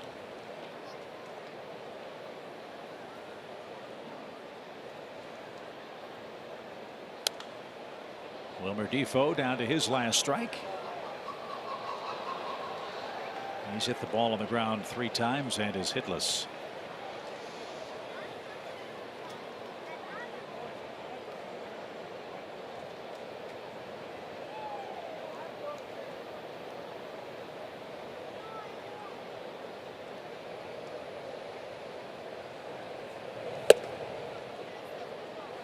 I like Jose Ramirez more every time he goes out there. He's throwing more strikes. Seems to be a little more in control of himself than when he first got to the big leagues last year. And has a great arm. Braves were expected to have Mauricio Cabrera pitch in an extended spring training game tomorrow. He might be back in the bullpen as soon as May the 1st. And remember, Atlanta signed Jason Mott, former Cardinal, former Rocky. He struck out 3 men in his first 3 appearances at AAA. So that's another bullpen option should the Braves decide to shuffle things up. That one kind of staggered old Kirk back there.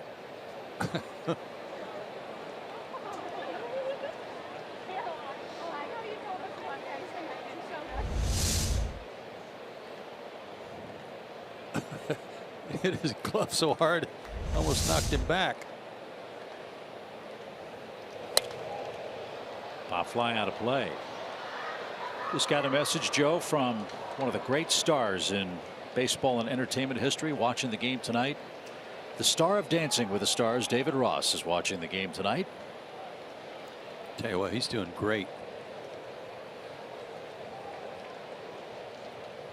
3-2 pitch. Lost him. Defoe's aboard with a walk, and now Bryce Harper is going to hit with a man aboard looking for insurance. I'm glad he's tuned in. One of the biggest fans of Dancing with the Stars, Kathy Simpson, has been giving David 2 thumbs up every night. Up. Wow. All right. And just as I brag on Jose, he walks a man. So he faces 3, retires 2, a strikeout and a walk. Eric O'Flaherty will try to get out Bryce Harper.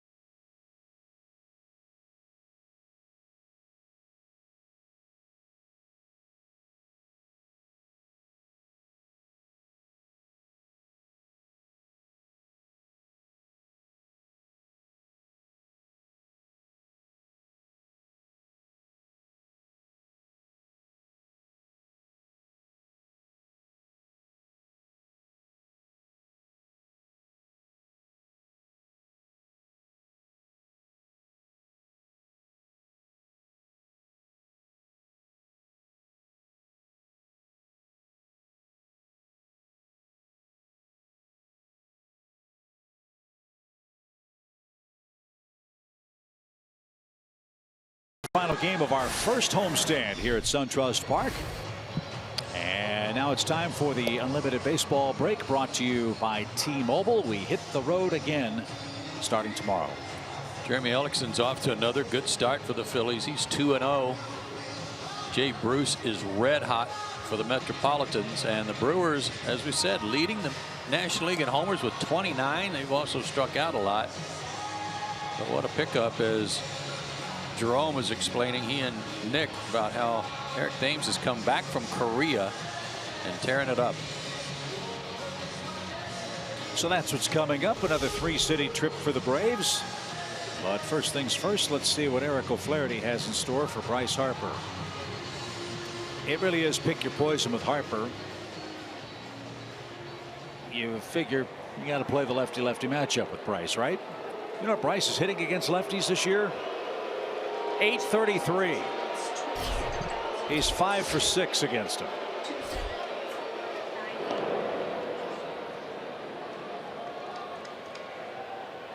And 1 for 2 in his career against O'Flaherty.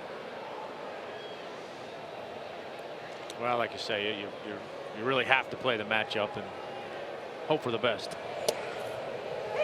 Buckled him with that pitch, strike 1. R.A. Dickey fell behind Harper, got the count to 3-1, threw a knuckleball that he thought was good enough to earn a second strike. Instead, it was called ball 4. Then Zimmerman followed with a home run in the 6th, and that's how Washington grabbed the lead. Ground ball up the middle, base hit for Harper. Defoe's going to round second, and he's going to take third without a play. And Bryce Harper continues his barrage against Major League pitching. He's now 6 out of 7 against lefties. And here's Zimmerman again. Slider or breaking ball just didn't break enough. And I say that because he was able to reach it. You can see where Kurt was set up. He was wanting that pitch away.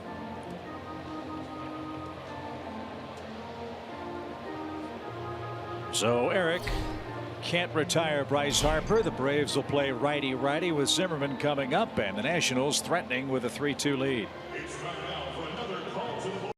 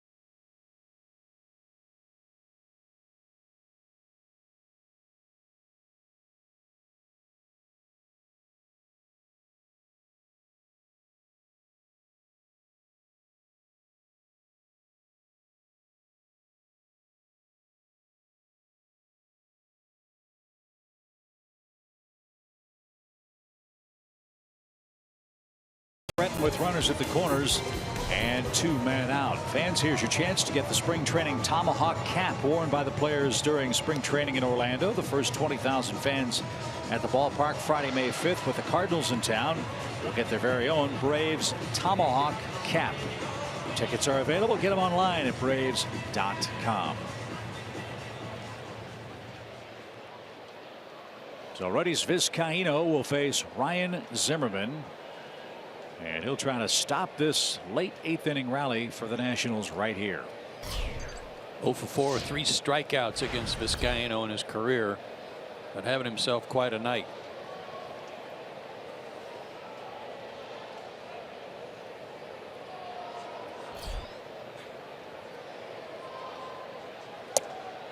Excellent pitch choice. Strike 1 for Zimmerman.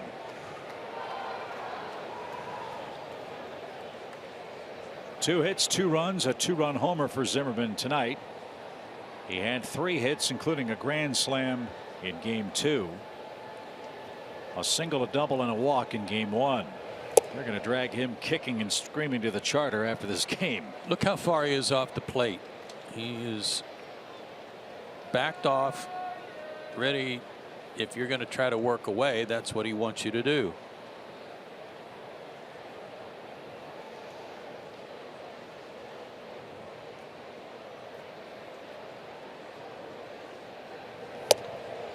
Another good pitch. That shaved a corner. 1 ball, 2 strikes. Freeman, Kemp, and Markakis due in the 8th.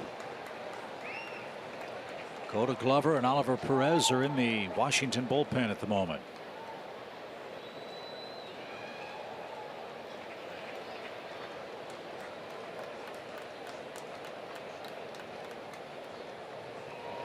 Swing and a miss. Great pitching by Vizcaíno to bail out Ramirez and Eric O'Flaherty. Zimmerman is struck out. Part of the order up for Atlanta. A 1-run game in the 8th.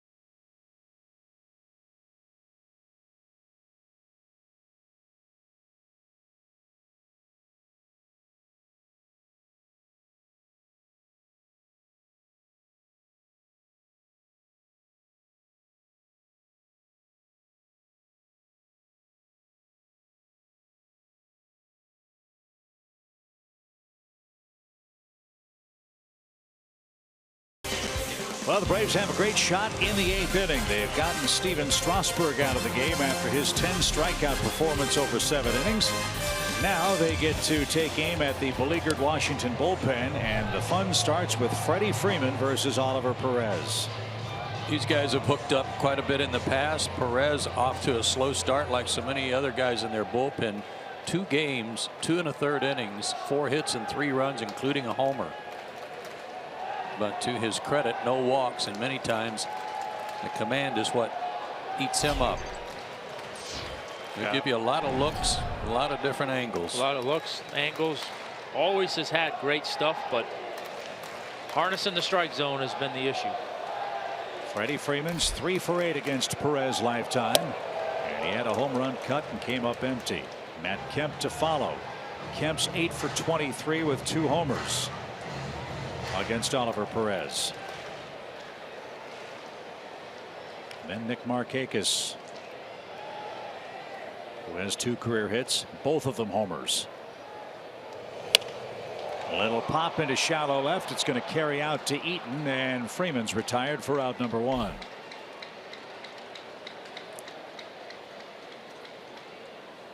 So it was a one-man assignment, it appears, for Oliver Perez.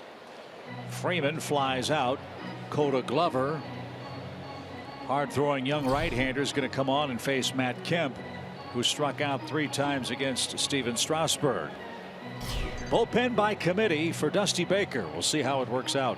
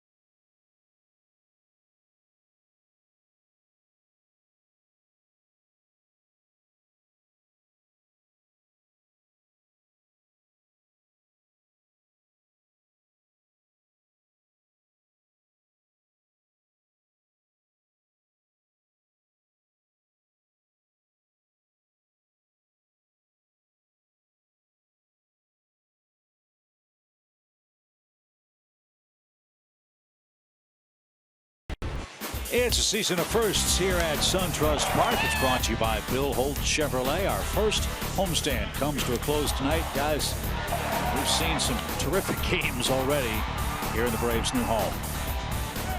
It's been a fun week. It would really be a fun week, capped off by a come-from-behind win tonight.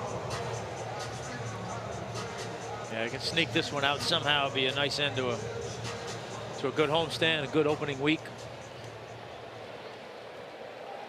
So this is young Coda Glover. Big arm, 6'5", 215 out of Durant, Oklahoma. He can bring it. He's got a great fastball, upper 90s, and he's got a slider that's in the low 90s, sometimes harder. And he just got a weak comebacker from Matt Kemp, and that's the second out. So Glover gets Kemp. And let's see if Dusty Baker makes another matchup move here. Looks like the answer to that will be no. Remember, Washington went into this offseason knowing they had to make some moves to shore up their bullpen. Mark Melanson went to the Giants. The Nationals were in on Kenley Jansen, actually offered Jansen more money than he accepted to re-sign with LA. They were also in on Wade Davis, who ended up with Chicago.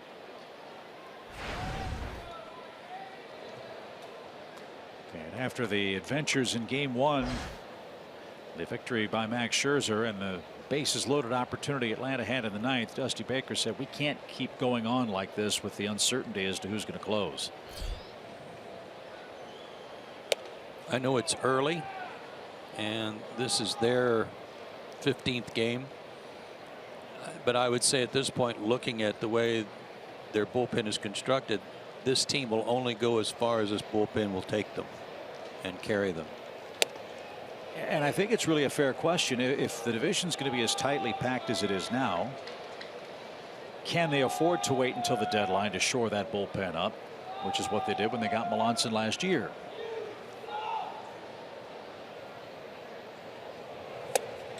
You know, big part of the trouble right now is nobody knows who they are, what they are, and you're not likely to have somebody want to deal somebody at this stage of the game, I wouldn't think. So you're almost forced to get to the All-Star or the trading deadline and you know, start to weed out those teams that are sellers.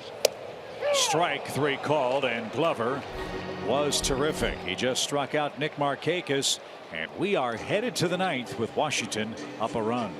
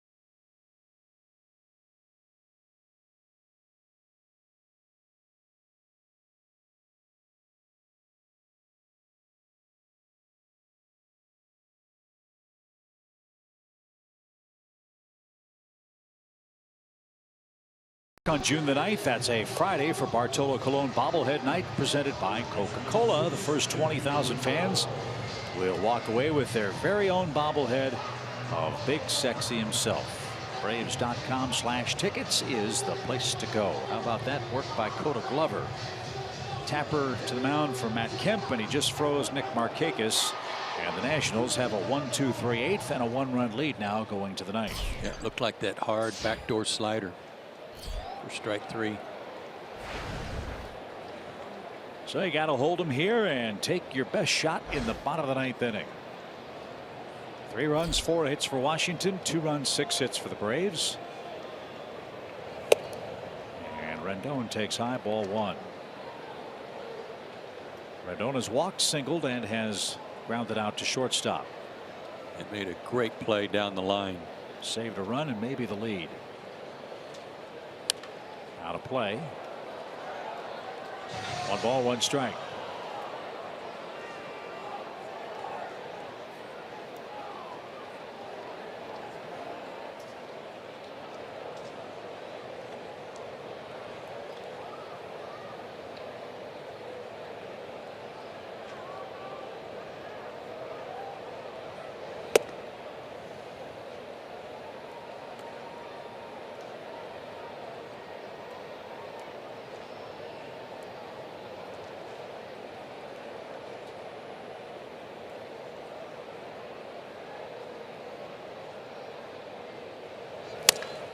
To third. Friendly hop for Garcia, and a strong throw to first gets Rendon, and that's how the ninth inning starts. 1 up, 1 down. Looking ahead to the ninth, Phillips, Peterson, and Suzuki, the first 3. There's more action in the Washington bullpen. My guess is it's going to be Sean Kelly throwing. And that indeed is who's up. Here's Wieters, 0 for 3.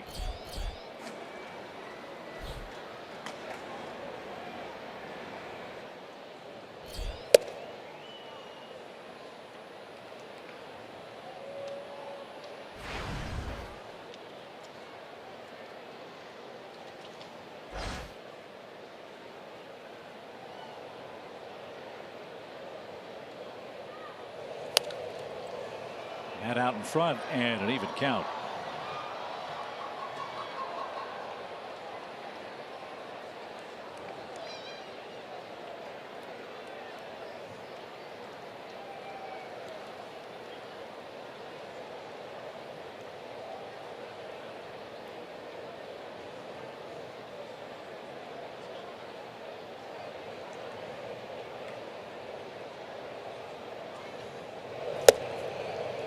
Perfect pitch.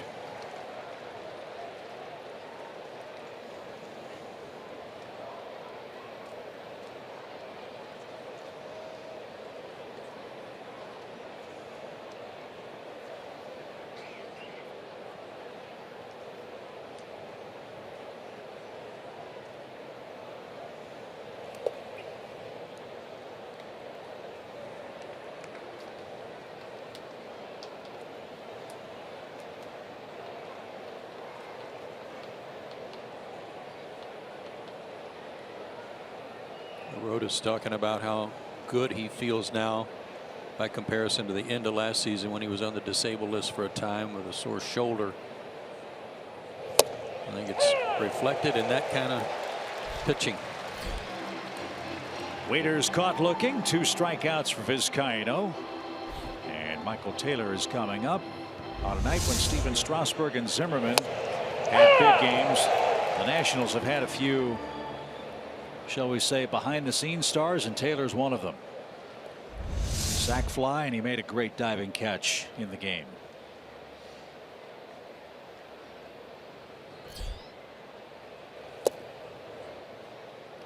And you know, Dusty Baker's really happy about that, with Jason Worth unavailable with the groin problem. Murphy came up with a leg problem shortly before game time and was scratched.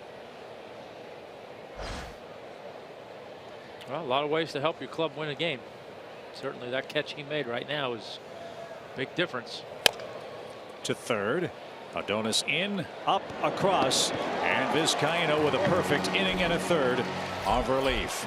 Last call for Atlanta. They need 1 to tie, 2 to win at home. We go to the 9th.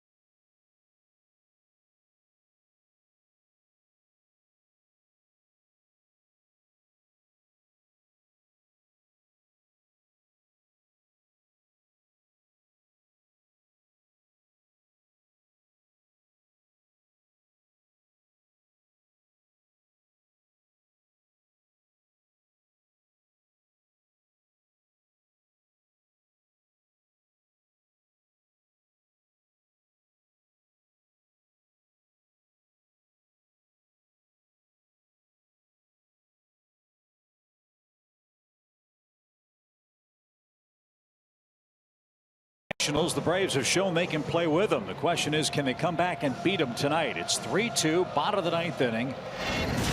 And Anthony Rendon, a remarkable play to save a run, perhaps.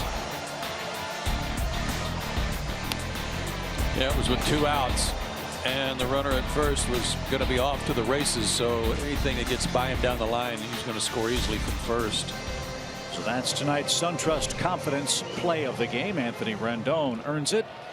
And here we go to the last of the ninth inning with Brandon Phillips to face Sean Kelly, who was charged with saving win number 2 for Steven Strasburg. Fastball, slider, low 90s fastball.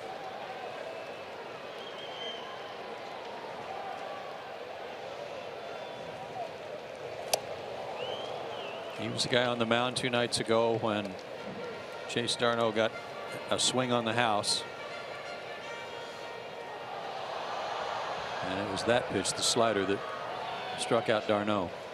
And no, for you cynics out there, he was not credited with 2 strikeouts nor 2 saves on that particular play. The Nationals bullpen 4 for 7 in saves, a 6.08 ERA. They have allowed a run or more in 11 of their last 12 games in which they've pitched. Well, they're due tonight then. 1 ball, 1 strike.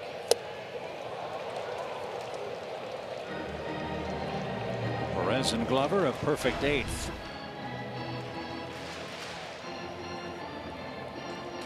And as well as Dusty Baker knows Brandon Phillips, you know this is the guy he wants an out from right away because he's scaring Dusty to death.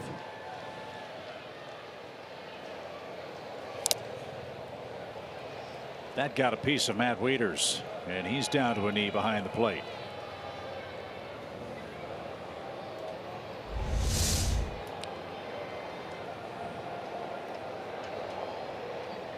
On the inside of the knee.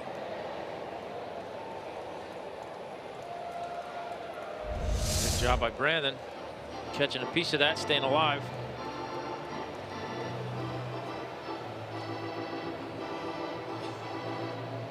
Wieters walking it off.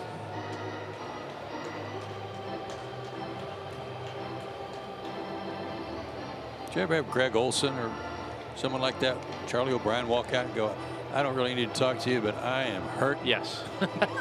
Yeah. I don't really have much to say, but that really hurt. So give me a minute, catch my breath.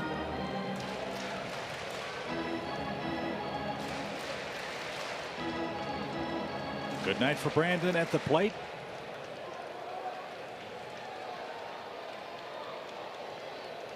One ball, 2 strikes. And a slider gets Phillips to swing and miss. And the first out goes to Kelly here in the bottom of the 9th inning. Well, Kelly is paying attention during the course of the game because Brandon did not miss too many fastballs tonight, and he did not give him one to hit. I think Brandon saw 4 pitches before that 9th inning at bat in total tonight. And he stung the ball 3 times, but strikes out to start the 9th. Here's Jace, an infield hit, a fly out and a walk. Braves need a base runner.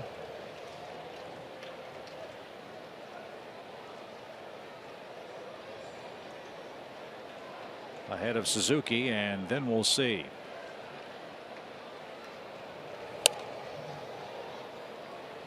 Oh, 0-2.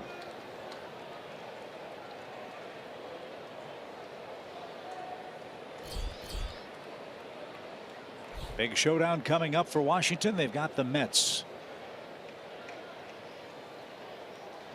who are losing 6-4 in the 9th. 0-2 is hit towards short. Big hop for Defoe, and the throw dug out at first. And there's out number 2. Defoe has had a very nice series. Again, Trey Turner's their #1 shortstop. Stephen Drew's on that list too, but Defoe has played very well here in Atlanta. And Kurt Suzuki, the final hope for Atlanta. He singled, struck out, and he has an RBI with a 4th inning sacrifice fly.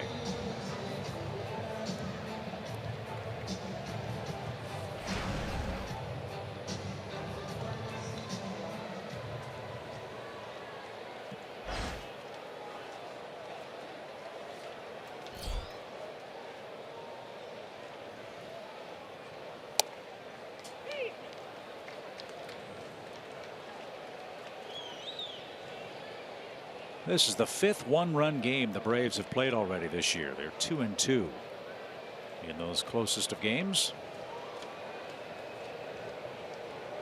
Down to their last out in the 9th tonight. Ball 1, strike 1 to Suzuki.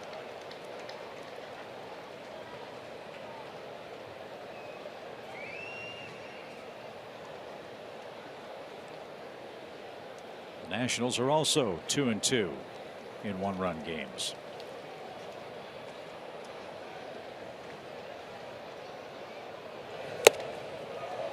That was tipped. And now Braves have 1 strike left tonight.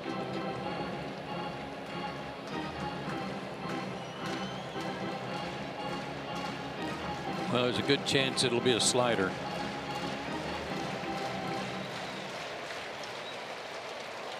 He's had a good one. That looked like a fastball call.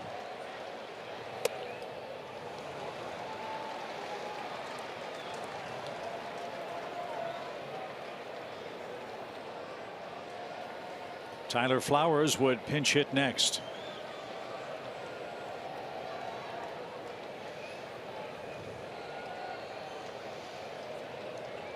Two balls, 2 strikes. Got a fastball, and Kirk fought it off. Nice crowd tonight, 27,498. Well, if he keeps throwing him the fastball, I like Kurt's chances. He'll catch up to 1.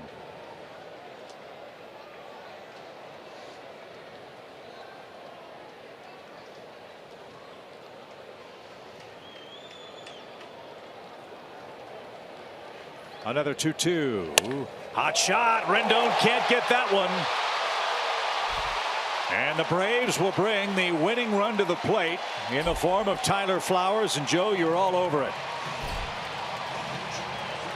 He's a good fastball hitter. I keep saying that because that's what he wears out and hits hard, and he saw enough of them that at bat to catch up to it. Yeah, the more he sees, the more it swings in his favor, and I'm sure to a certain extent they're a little worried about throwing a breaking ball or an off-speed pitch that he could hang and that he could hit into the seats. So took another shot with the fastball, and Kurt was all over it. So Chase Darno will pinch run at first, and a new set of strikes for Tyler Flowers, who's hitting .407 and 4 RBIs. Like Matt Kemp, his hamstring injury came at a real bad time because he was a red-hot hitter. Braves are giving the fans a finish again tonight, down 3-2 in the 9th.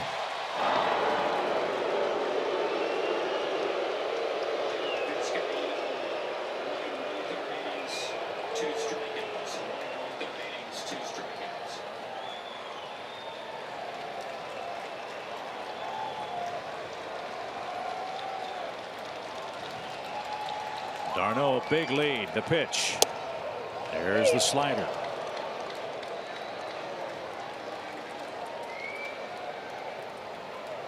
This is Tyler's 4th pinch hit assignment. He's 1 for 3 so far.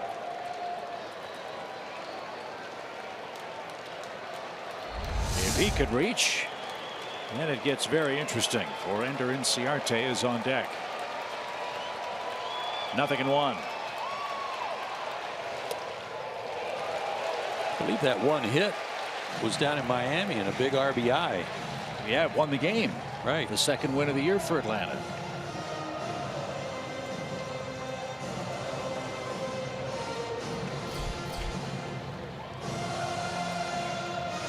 With all these sliders, chance he might throw one in the dirt. Darno's got to be ready to go if there is one in the dirt.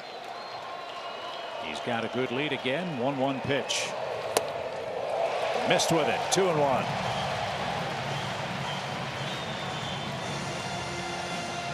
That toothpick's getting shorter and shorter.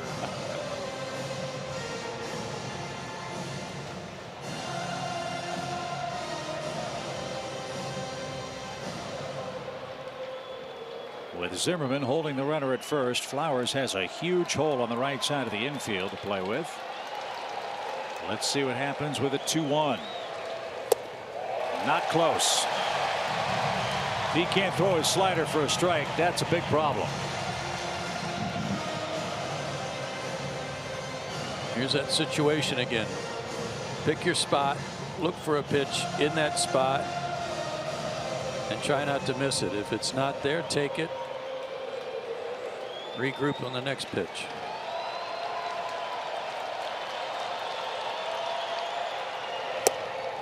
He walked Flowers. Tying run at second, winning run at first, and Ender Inciarte is coming up, but not before Mike Maddox makes a trip to the mound. And those who think that anybody can close a major league game, this is another exhibit of why that 27th out is the most difficult out for a pitcher to get.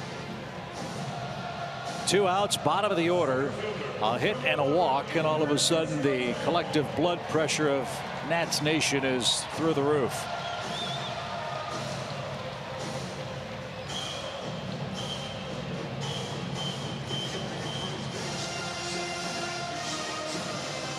So Dansby Swanson will pinch run for Flowers at first. And Ender Inciarte would love to improve on an 0 for 4 night at the plate. But he's hit the ball hard twice and been robbed by outfielders. I like his chances.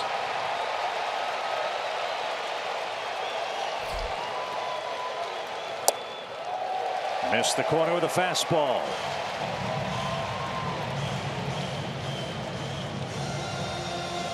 And 20 pitches for Kelly after he got the first 2 outs very quickly. He's 12 for 25 in saves in his career. High fly ball hammered toward right center field, but it's playable for Taylor, and the Nationals survive another 9th in Atlanta. Washington sweeps away the Braves. Final score 3-2. Big night for Zimmerman and Strasburg, and R.A. Dickey a tough luck loser as he pitched 7 equally terrific innings tonight, guys. I thought R.A. was terrific, as you said. Braves weren't able to get through to Strasburg, but they played a good ball game. They played them real even for two of the 3 games on to Philadelphia. Yeah, well played ball game, but hats off to the Nationals defense. They saved the day tonight.